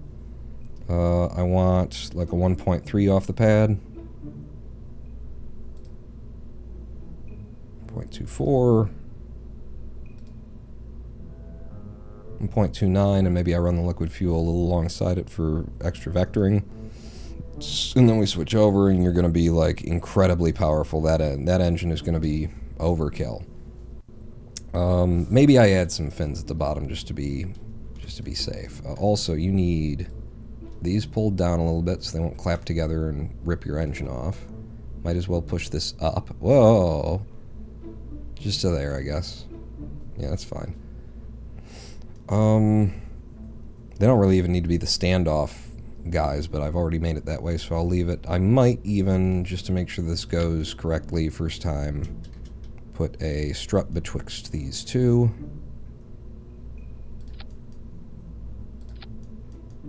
Okay. Strut there holds you guys together, and then so solid fuel, and then we drop that as we kick up the liquid fuel. The liquid fuel I might run alongside it, so that's another thing. And then when we're in space, we do the fairing. But that gets you orbit, but it doesn't get you home there, Mr. Pawn. These guys got to be able to come back down, so you have to have an excess of fuel in this ship just to be able to come down. Yeah, and you're really tight right now. You built it a little bit too tight. Alright. You ain't gonna say the obvious on me. What is that? Oh, a bigger RCS tank. We were looking for bigger tanks while we were designing things. Buy into that so I don't forget it later. But by mass... Where's the... Oh, okay. There we go. Like, that seems like those are big. Those don't need to be that big, do they?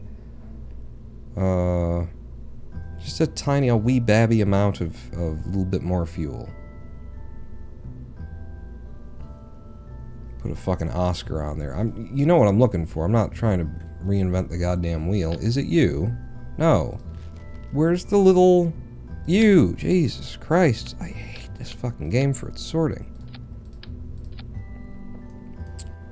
So altitude, now you've got that engine in there, do you? 2,456. And then from sea level, 1,029 because it's pushing a little bit more. And we'll kick the thrust back up. 1.32, that's fine. So 1,024.56, that is enough fuel for us to park in space and then come back down. No big deal. Wouldn't the liquid engine burn through the strut, or does this game not work like that? This game definitely does not work like that. But you're right. Yeah, you're right. And fuck these strut. I don't need that strut. That was excessive anyway, he says. Maybe he's right. Okay. This is, I'm just going to stop even numbering them. This is the test. Are you going to stop numbering them? It's very hard to find things in this awfully sorted piece of crap. And 20, we're on a 21. Yeah, actually, I'm just following with the days. It's day 21, it's ship 21. 21, the people mover dart test. That is, so again, SRBs, and then into the liquid fuel, and then we drop the thing, and then when we're coming home, we're popping you. You're a separate kind of a majigger there, because you're the actual dart. So you'll be in there, and then when we're coming home, we'll pop that, and then we pop our parachute, and we should be okay. Okay? Okay. I think that's ready to launch then. Who's going? It's an official and important scientific test. So I feel like Val should fly. And then we need a volunteer tourist. Could I have the tourist in the command seat? Could I send a tourist? And then we don't have to risk one of our own people's lives? Would we get to see a tourist then? I've never gotten to see... I guess the IVAs and stuff, but this would be a tourist outside of IVA.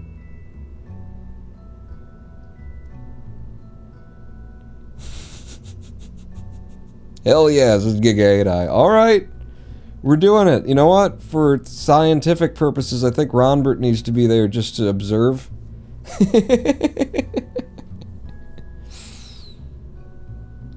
Yeah. I thought tourists don't have EVA suits. No? This could be problematic for Durler then. Let's put him on the pad and see what happens. Never seen a tourist outside.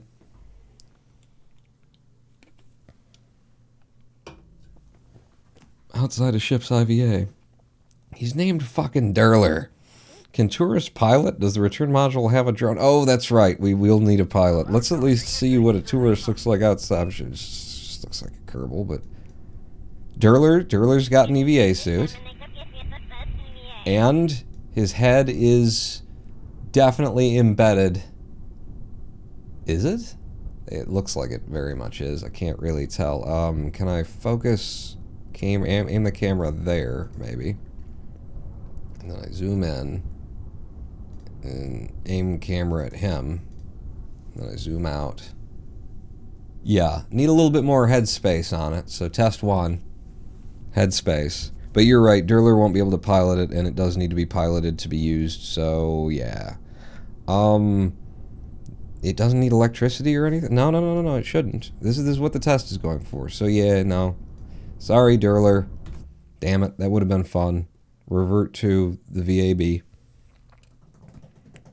Hold middle mouse to pan. I do. but that angle, you know, you really want to aim the camera and then use the middle mouse on that particular thing. So yeah, we do see that this they need more headroom to start with. Can I just grab it there and drag? Yeah, it's getting taller and taller. It's turning into more of a dart, though, and I do like that aspect of it. Okay, so Durler, just wanted you to smelt, since all you've been waiting to go on a 3-hour tour. So we need a real volunteer, and Ronbert, it is apparently you. You're the guy. I'm going to have you get out and float down there and get into the seat once we're there. If it was a tourist, I would have sent him up down there, but this is somebody who works for us, and there are certain OSHA regulations that I have to abide after the lawsuits. So, try these guys. Can engineers and scientists pilot from a chair? Because if not, maybe it should have a drone. I would, if I had to put a drone on it, then it undermines its lightweightness and its disposability. I should fucking hope that they can press a couple of buttons in order to fire some RCS. We'll find out. Part of our testing right now. So SAS on, throttle to full. Houston, can we get a countdown? Is that just like a normal ship? They're all... are you suggesting I launch anything other than normal ships? I'm suggesting you've never launched a normal ship. Like day one, I have to. Fair enough. That's the only time I've seen it. In 3, 2, 1, fire! We could have used that strut that I put on there. We also don't have any fins for atmospheric control kind of a thing. We're really relying on kind of nothing. Maybe I will just have that up in case I want to activate that engine. Okay, but SAS? Oh, it's such a tiny little ship. Okay, but I can feel that it is also the kind of ship that just goes off on its own pretty in a hurry. Okay, yep. Would have done good with some fins here. Come on, baby. Hold together. Oh, wow. I'm holding pitch completely down to try and keep it from just going where it's going right now. Uh-huh. Yep. I'm afraid to turn it over anymore. We're going incredibly fast, too. Okay. 11K. Whoa. Val.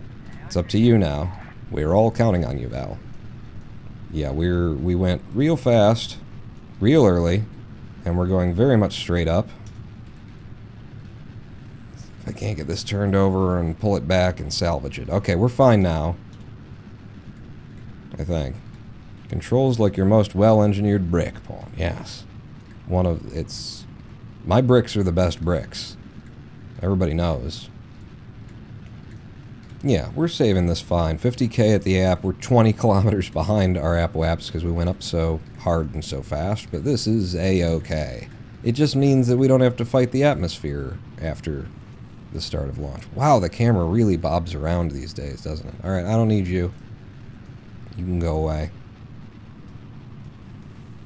App WAPs at 58K, and we've got tons and tons and tons of fuel left.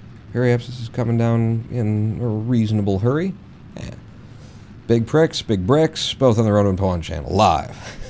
Tuesdays, Thursdays, Sundays. 66K on the app WAP, 67, 68, 9, 71, and 2 kilometers, and I'll stop it there. You can follow your prograde the rest of the way up. That wasn't bad. It wasn't great, but it wasn't bad. We got all the Delta V that we need for this little test. Just 4 times fizz warp our way up. I'd love to see some sunshine at some point here. I want to do this test at night. Wow. Hey, there's the moon. You want to go? Huh? You want to go? Step outside. You want to go? Like that. Mm-hmm. And then we'll just touch above the horizon. So now that we're in space, I should be able to F5 deploy the test. I need to carry that weight around. 617 meters per second DV left in order to finish off this circularization. This orbit. this down just above the horizon. And as we hit the apoaps, full on liquid fuel in 3, 2, 1, fire. Yep. Yep. I'm just going to balance it. Hold this into place. Keep the apoaps from running away. Come on, hold up. I'm right-clicking as hard as I can. And a circularization with a deviation of about 300 meters. Beautiful. We are in a lovely little orbit here. As I said, I don't want to do this test in the darkness, so we're just going to warp around the planet. Rombert needs to get his... how would you want to say that? That's not sexual. He needs to get his druthers for the test that he will be participating in today. In case you're just joining us, ladies and gentlemen, boys and girls, we have designed ourselves what we're calling the People Mover. Maybe that's you know, our first thing, but it's a dart. It's really a lawn dart. It's a jart. You ever played jarts in the lawn? It's a good way to lose pretty much anything. They were just huge metal things that children stood in the yard and threw back and forth at each other. Like, literally, you put a ring in front of you and said, okay, you throw at that one, and then I'll put a ring over, and then I'll throw at that one. We'll both stand here, 6-pound friggin' dart. I don't see what could go wrong. Come on, Timmy. We've got a lawn jart that we're going to stick a Kerbal into and then throw them at the atmosphere in the hopes that they don't die. That's the plan. It's an escape pod, Pawn, be honest. Right. Escape. Yeah, like life. We're just escaping from the tortures of this mortal coil. That's what the plan was, right? So Val is very important to, and she's got to fly the ship home and everything. Ronbert is a very well-respected scientist in his field. Hasn't actually done any work for us yet, so he's he wanted to test it. He was integral in the design phase, and he volunteered. Oh, good, you brought a parachute. I kind of forgot about that. It is very important that he have a parachute because our device has no parachute on it. He is intended to leave the seat under his own volition and then, you know, not die.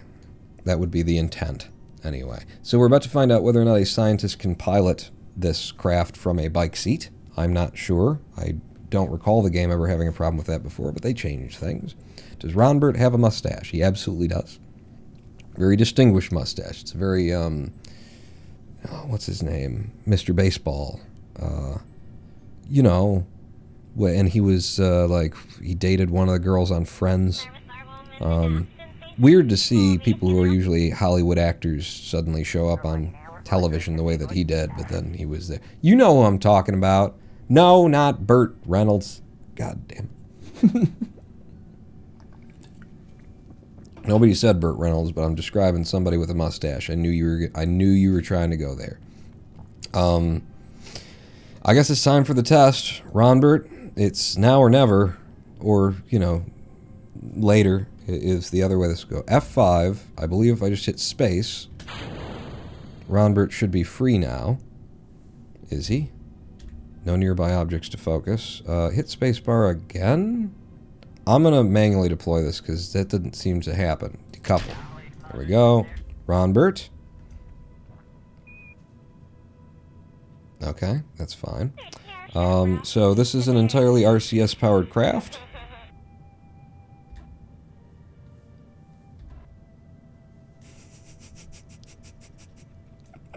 I already love it. All right, that's stuck to... So that needs to be flipped upside down. This is part of the test, is making sure that we've done everything right. I could use the RCS for SAS, could I? No, I can't. I kind of like that. So there you go. Uh-huh. We just ease it out. We ease the Kerbal lawn jar out.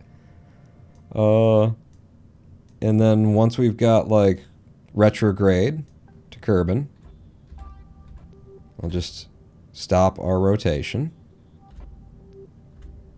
Oh, we're controlling from... I need to control from, like, somewhere else. Control from top, control for... Is there a control from here for anywhere? Yeah, we are controlling from there. I don't have a control from that works, so that's a little not cool.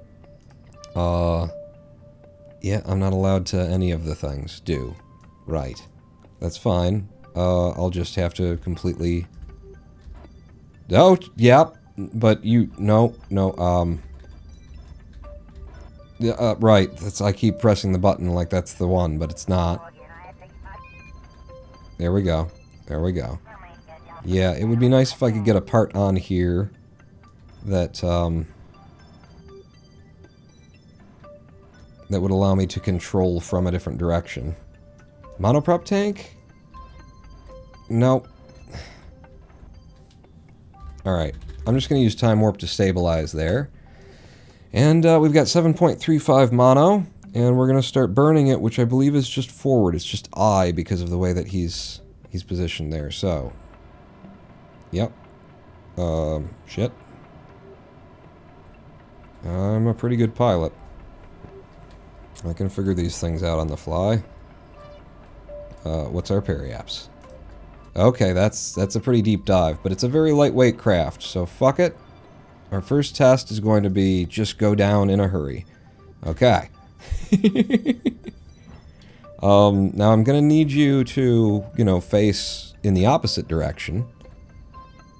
I really would like to be able to control this some other way. Before you hit the atmosphere...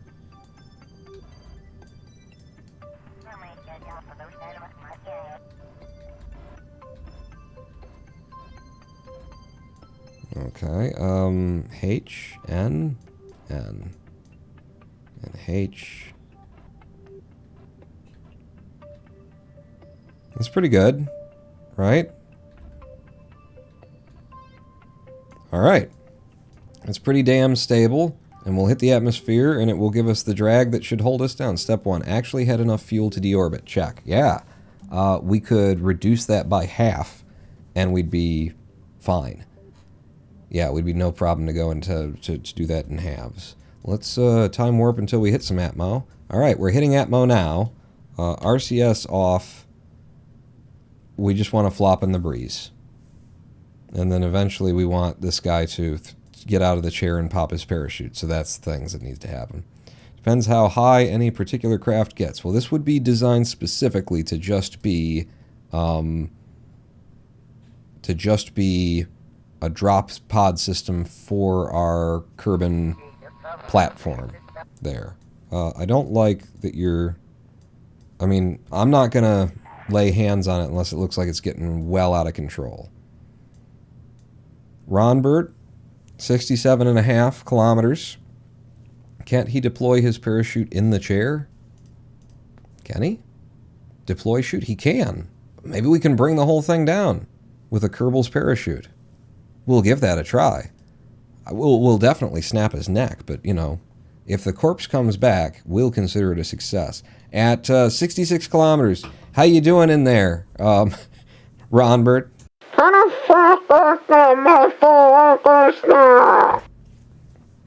He's fine. And he'll be fine. It's working. It's working. I kind of want to do it in one time symmetry there. What, did a different voice? No, I didn't. What? That was what Ronbert sounds like, apparently. All these Kerbals, they got very high-pitched voice. Except for the women. Women are very sultry, it turns out. It's weird. You wouldn't expect it, but that's how it is in my head. Ronbert, you're not really facing the right direction there or anything. We've got him head clean. This is perfect. This has to work because it's so fucking perfect. The decoupler didn't do what it was, and so it's actually giving us more weight up front, so it might be throwing off the test a little bit, but yeah, it's marginal. It's marginal. Alright, I'm going to give it a little fizz warp, try and get us lower. Like, I want to see something. You know, we dove at the planet. We didn't go for like 32 kilometers. We went for 0.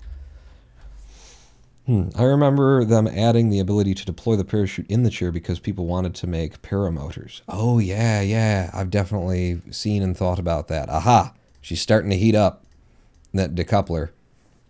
I've definitely also, thought about that. There's so much. They have a ridiculous amount of lift on Kerbals when they're in a parachute, on like Kerbin atmosphere.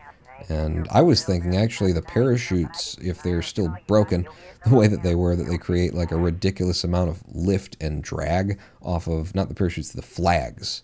The flag decals that you can put on the side. They used to be, if you put a flag decal on the side of your ship, you would spend hours trying to figure out why this thing keeps flipping in the wind and everything else. And it would be down to that flag that you wouldn't think would have drag associated. It's just a decorative item. It had drag associated with it. So you could make a little paraglider to extend the Kerbal's parachute itself out of the flags, if that's how it works. We are now seeing plasma, and Ronbert is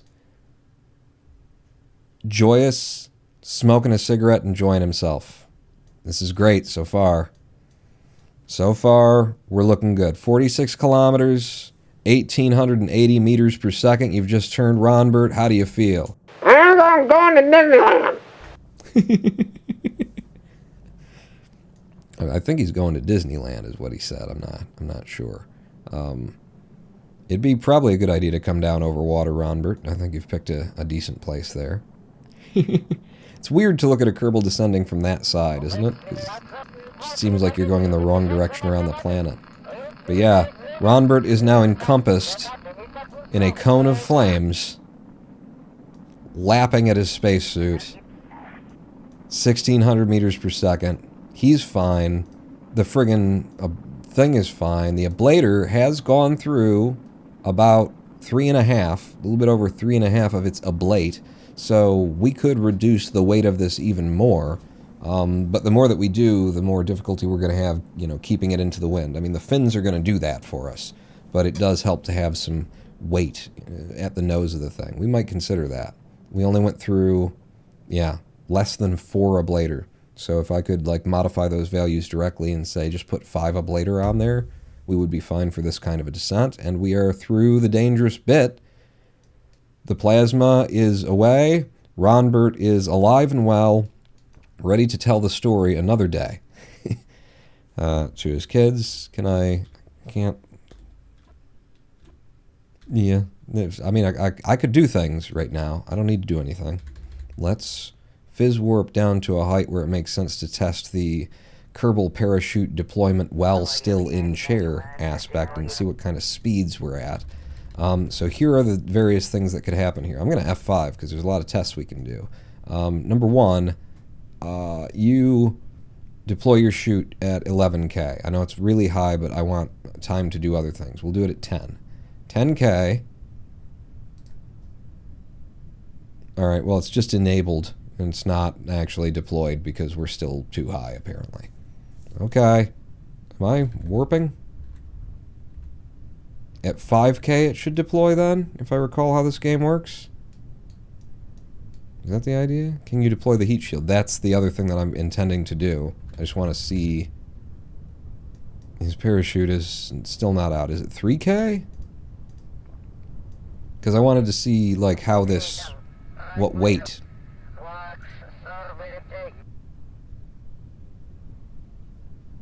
If it doesn't pop at 3K, we have a problem. It's not popping. I think we have to get out of the chair. Damn it! His neck is gonna snap.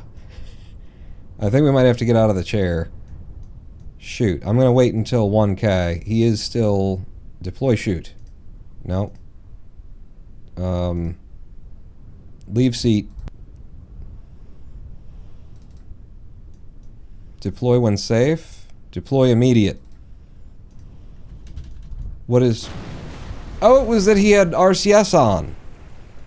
Okay, I think it was the RCS was on. You're not allowed to deploy a chute when your RCS is enabled. Alright, cool. Got it. He is fine, though. No problems. No problems at all. But that didn't happen.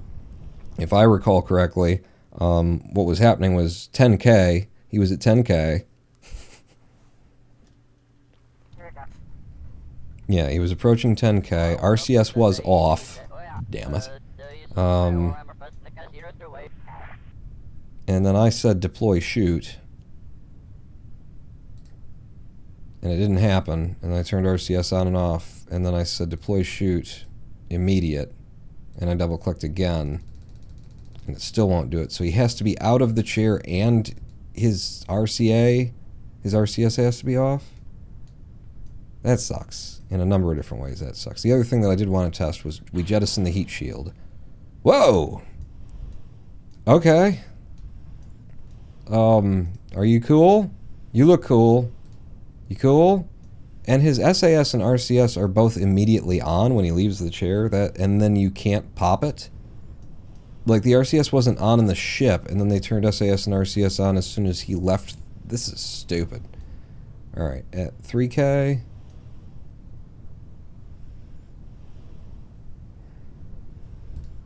Deploy when safe.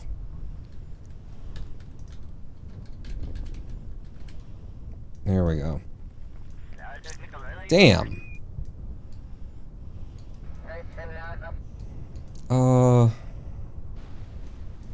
Yeah, I want to play with it some more. So at 1K you get the deployment. I just want to make sure that it's impossible to actually get him to deploy the parachute. That would be so cool if he could deploy the parachute and bring the thing home. So 4 times fizz.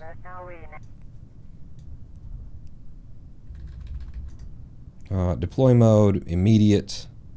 Lower your visor for this. Control from here. RCS SAS can't be turned on.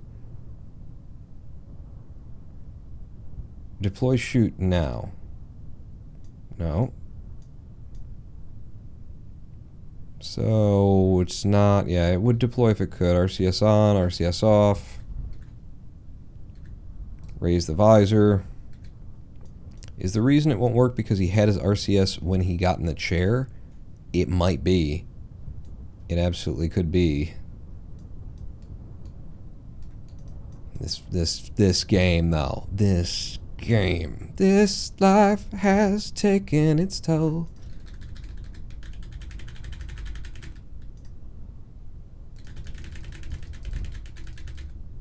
Remove your helmet. Yeah, let's get that. Let me just jettison the heat shield. He managed to stay in.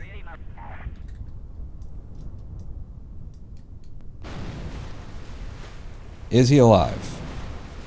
He's alive even without the parachute. He's managed to... Wow. Camera's weird. Everything's kind of weird. Good. Ronbert, you survived that test as well. He survives all the tests. Okay, I don't know what's happened now with the camera and everything. You F9 one more time. Good night, Tingly Karma. You're leaving? It's funny to see first time chat, and it's good night. But good night if you're on your way out, and if you're just walking in and you like to say hello, good night to people, because that should make sense but doesn't, then welcome. His neck looked a bit broken, so we can get rid of the chute. Potentially, yeah, he doesn't need it. I mean, in an emergency, the chute is optional. Can you... Okay, so the chair, and then if I pin it, and then if I leave the seat, and then I board. I might be able to do that. Now that his RCS is off.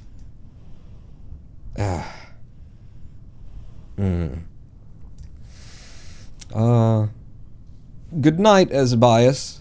No, you said hello, friend, and then Tingly Karma said leaving, and then you're arrived. So first time here. Okay, cool. How about without ditching the ablator? We leave the ablator on and hit the surface. That's not a bad idea. It's F9. I could get him out, hit R to turn his RCS off, and get him back in. it is possible. It'll take incredible speedrunnery clicky skills to make it happen, but I can have the chair pinned and then he leaves the seat. So if I put the leave seat button next to where I think this is, and I gotta be ready to press R too. Leave seat R, board. Fuck, I almost had it. I almost had it. It'll be right underneath aim camera. I'm gonna try and do it. Can you take off the RCS pack in the inventory? Ooh. And would that change the fact that we're blocked? Throw it away. And then deploy shoot. Win safe, and it should be safe. Immediate. Oh, it is deployed. It thinks it's deployed. Ha! Hey, that did it. That did it. All right. All right, we've got the parachute out. It's having no effect at 10 kilometers, which would be expected. Yeah, great call, absolutely. Just forcing it to turn it off by yanking it in and out. So it'll be 1K when this thing actually deploys. We're down to 80 meters per second. 76. All right, coming up on 1 kilometer here. I want to see what speed he gets while he's still got the ablator. That's a lot. That is still a lot. If I jettison the heat shield...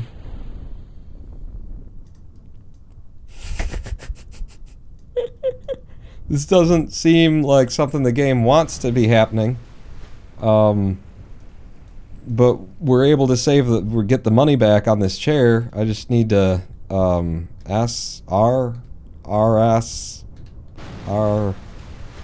I mean, this is fine. 20-something meters per second. Nope, everything exploded anyway. Still, he's fine. I mean, this is fully functional for, you know, saving a man's life. If we could save the craft as well, then it would mean that this is extra double super cheap, right? Let's see. We've got RCS here. And if well, he can't do SAS, but I can try and do things while he's still in the chair then. To try and control that. We'll try and control that with RCS this time. But let's get lower. Drop the heat shield right before crashing on water. In order to try and, like, slow it down that extra little bit just before it hits. Yeah, all these parts probably have like a 8 meter per second or 6 meter per second, something like that, blow up rating. So deploy shoot, and then I take that off, put it back on, and the chute has been deployed. We get the EVA report, because nobody has ever... Yeah, this is a most precarious situation, right? They've not... None of them. None of them.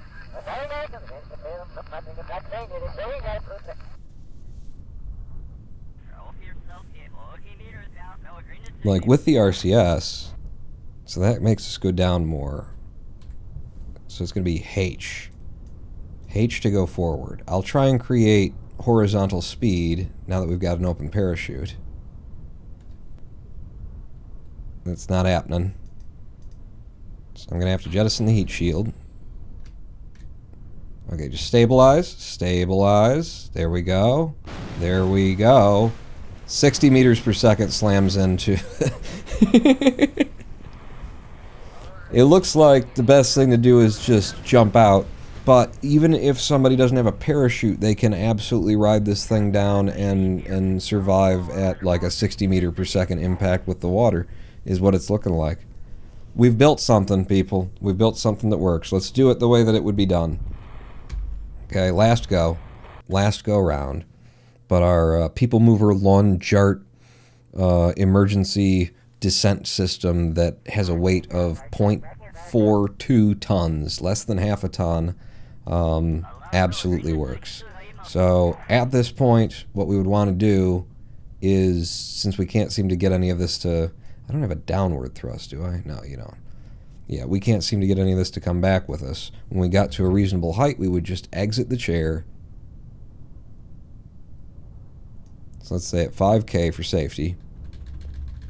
5K, Alright, we're going to need you to exit the chair there. In fact, I can help you.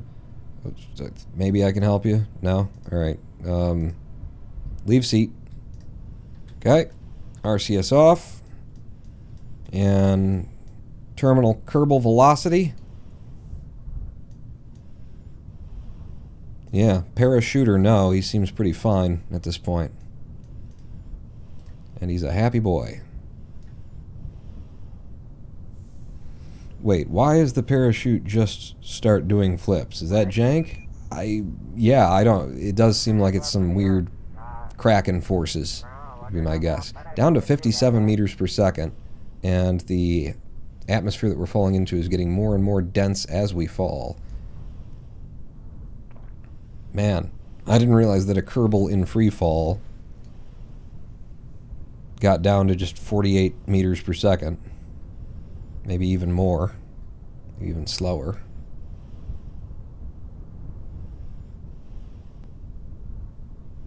That's weird. We hit a 48 and then, deploy the chute. There you go.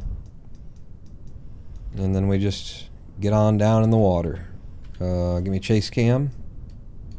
So that this chute doesn't look as weird when it moves, because boy does it look weird. This thing controls like it's on rails. Whoa!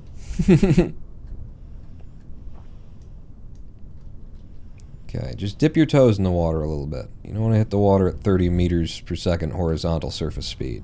Just, there you go. Yep. Whee! It's just Dad come by to push you, you know, in the swing at the playground.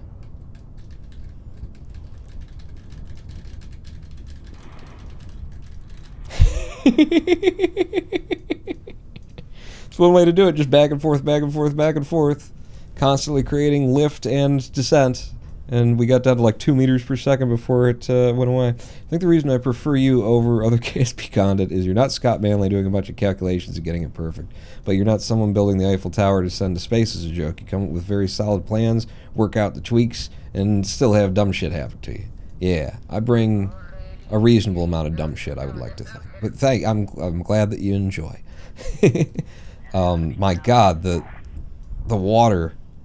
Just don't get anywhere near him because he is having a real hard time floating there. All right, that was good work. We're going to recover the Ronbert Kerman.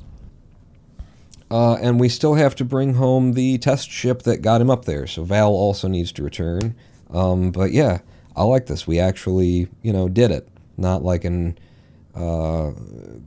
quick load, quick save, like... We want to test this thing. No, we actually built it onto a ship, sent it up, and tested it, because it needed to be tested. We weren't going to just pretend like it wouldn't cost us money to test something in space. And we got 6 science out of the deal, and 11 funds back from the parachute that we had to repack, and the jetpack that we had to jiggle in order to get the parachute to release. Welcome back, Ronbert. 1 XP gained by parachuting out of the craft. All right. Let's see if we can't get... Val is not going to parachute out of the craft. She's got, you know, seniority and a really good lawyer, actually. The People Mover Dart Test Mark 1 needs to come home. See if maybe I can't get it near the Space Center. I'm always, like, guessing when I would need to start my descent. And I've got an idea, but my idea has... never really been right. I always come down either one side of the mountains or the other. Or rather, one side of the mountains or just out in the ocean and well past it. So let's see if we can't hit the Space Center on a descent, which the Space Center is not currently visible. It's because it's down there. It's in darkness. I don't want to do it in darkness. I guess we'll do it in darkness. So otherwise I gotta wait all damn night. Fuck it, I got time. We'll come down at morning. Yeah, that'd be a great time. Some good scenery. Yeah, not this morning. The one where it's not going to be pitch black anymore. So if I want to get there, I'm going to aim for more than a quarter rotation back, you know, for when we set our descent. So we want to be like back here. Yeah, I'm going to be like there, I guess. That's my guess.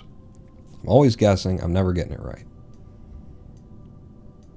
So from about here, get me on my retrograde, and I want to go a little bit further forward than this, but I got to spin to my retrograde first. So I'm leaving myself the time to do that. And then, yeah, if we want to come down there, I'm going to burn her down now. So our periapsis. Whoa! It's a big, powerful engine you got there. Let's just do a usual descent. Say to 32. 32 and a half. F5 from there. And drop all of this fuel. Maybe not exactly on the line that we're coming down. Go away. And then hold your retrograde surface in particular. Okay. And give me the view that I like. The one where Kerbal is underneath us, since we are falling into it. Just the second time here, but I love your streams. Too bad I won't catch your live streams after the holidays because I live in Europe. Like, is that like a time issue kind of a thing? After the holidays? What are the holidays? Which holidays? Listen, just do you have a sofa? Can I visit? That's where I'm going with this. I'm trying to figure out somebody who could do like an underground railway, just something we can just get people out of America, just, quietly. They don't notice us leaving, but we just need to. Ronbert is a better scientist for that mission. I agree. Do you have both the DLCs? I believe I do. Yeah. I'm not sure if I've got the thing active where you can make your own stories or whatever. I think it's all there. I mean, like, people gave it to me, so pretty sure the things are there. Where are we? What's going on? We're trying to land there just as morning. So, yeah. It's looking okay. It's looking plausible. It's looking viable. Let's 4 times fizz warp this thing. And see what happens. It'll be the early mornings for Europe. After the daylight and savings time and stuff like that? Well, we just switched over from 4 p.m. Eastern, which starts at 9 p.m. for the first time zone that hits European shores, if I'm correct. And we just switched over to starting at 5:30, which has been more like 5:45, which I like.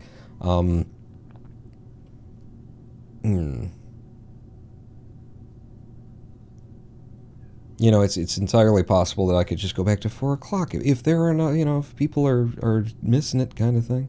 Still on Christmas break. It's 4 a.m. currently. 4 a.m. Damn. Yeah. See, I've overshot it again. Son of a biscuit. All right, bring the stuff back up. Where's my periapsis?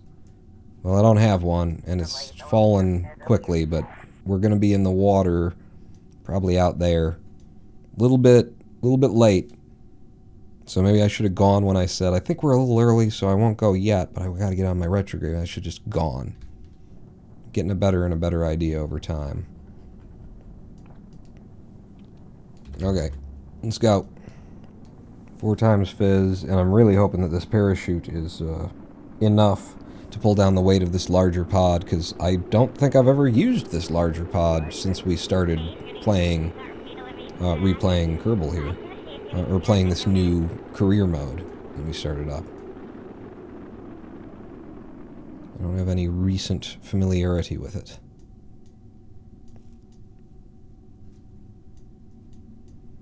Still 18 kilometers. We're over water, so radar altitude shouldn't make any difference, but just to be sure. Damn. Yeah, I really missed it, huh? How much by? Yeah. Son of a...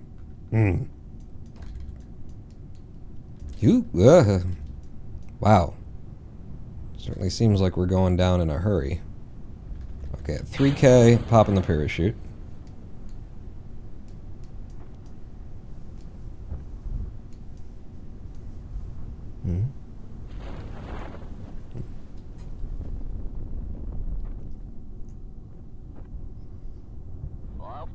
7 meters per second. Pod can withstand that. I can't have 5 while about to crash. Well, okay. Pod can withstand that, and also, there we go. Now we're going slower than 7 meters per second. And into water, too. That's the other thing you weren't really considering. And Valentina comes home after the successful test of the human recovery lawn jarting system. Crew report? Yeah, I'm pretty sure you've done that in water. All right, don't EVA, recover her. All right, we have a system for returning Kerbals to the surface of Kerbin from LKO, from low Kerbin orbit. That is less than half a ton per go, and that is absolutely Ronin Pawn style all day long. You put them in a dart and you just chuck them back at the earth. Little bit of tweaking to be done, maybe with like trying to get, if I could have a part of some kind that doesn't weigh anything, which isn't going to come around, but something that I could use to say control from here, so that the seat, being as it is, wouldn't be a problem. Or if there's a slightly altered version build of it where the chair actually faces the direction that they'll be coming down, or faces the opposite direction. I mean, that would be viable as well. That would be steerable. Easier than to be like this and needing to control like that. If I'm just like this and I need to control like that, yeah, reverse the directions. You know, got to do that all the time. Yeah. Little bits of tweaking to be done on that. Oh, and we're almost back up to 3 million Kerbucks somehow. I'm pretty sure we had to have made money at some point to actually... I think it's because we saved that one Kerbal, but we didn't bring them home yet. We got a little bit of money back? Anyway, that does bring us to the end of the live stream. So I will be back here this Thursday at, presumably, a little after 5:30. I've been showing up around 5:45, but, you know, if you're hanging around from 5:30 to 6, then you'll definitely catch me starting up, and it'll be another career day. It'll be day 22, and now that we've got these systems, we will use them. We'll figure out how we're going to attach them to some kind of structure that's going to end up being our Kerbin, our low Kerbal orbital platform. It's not exactly a space center that doesn't care that much about refueling, but does some of it. And that is hard to actually say what the point is. No, there's a reason. I'm still talking here. Don't roll the outro here. I am the Ronin Ball. And let's just see who else is alive streaming some Kerbal right now. I mean, for those of you who don't have to get immediately to bed because it's 4 friggin' in the morning. And let's try and raid somebody who I can, you know, chat in their channel once we show up, because that's been a problem. LGG is up. What's he doing? He's modding. He's modding. Let's raid somebody we haven't tried before. KSP Astro Wolf, relative time? What? Late to launch? I don't see that there's something going on that channel. Expected RKO? Do we know expected? Can I get to the moon? Ooh, fresh career mode, can I get to the moon? I hope they're not like a familiar player. It's always that much fun. Let's try rating this individual over here, taking a guess, throwing lawn charts at the atmosphere and seeing what happens. Thank you all once more for coming out. Hope to see you back here this Thursday. Until then, you know, look for your name in the credits if you followed or subbed or just said nice things about me. And if you didn't, then, you know, it's your own fault. You're not in the credits. I'm not going to give you free advertising. All right, bye.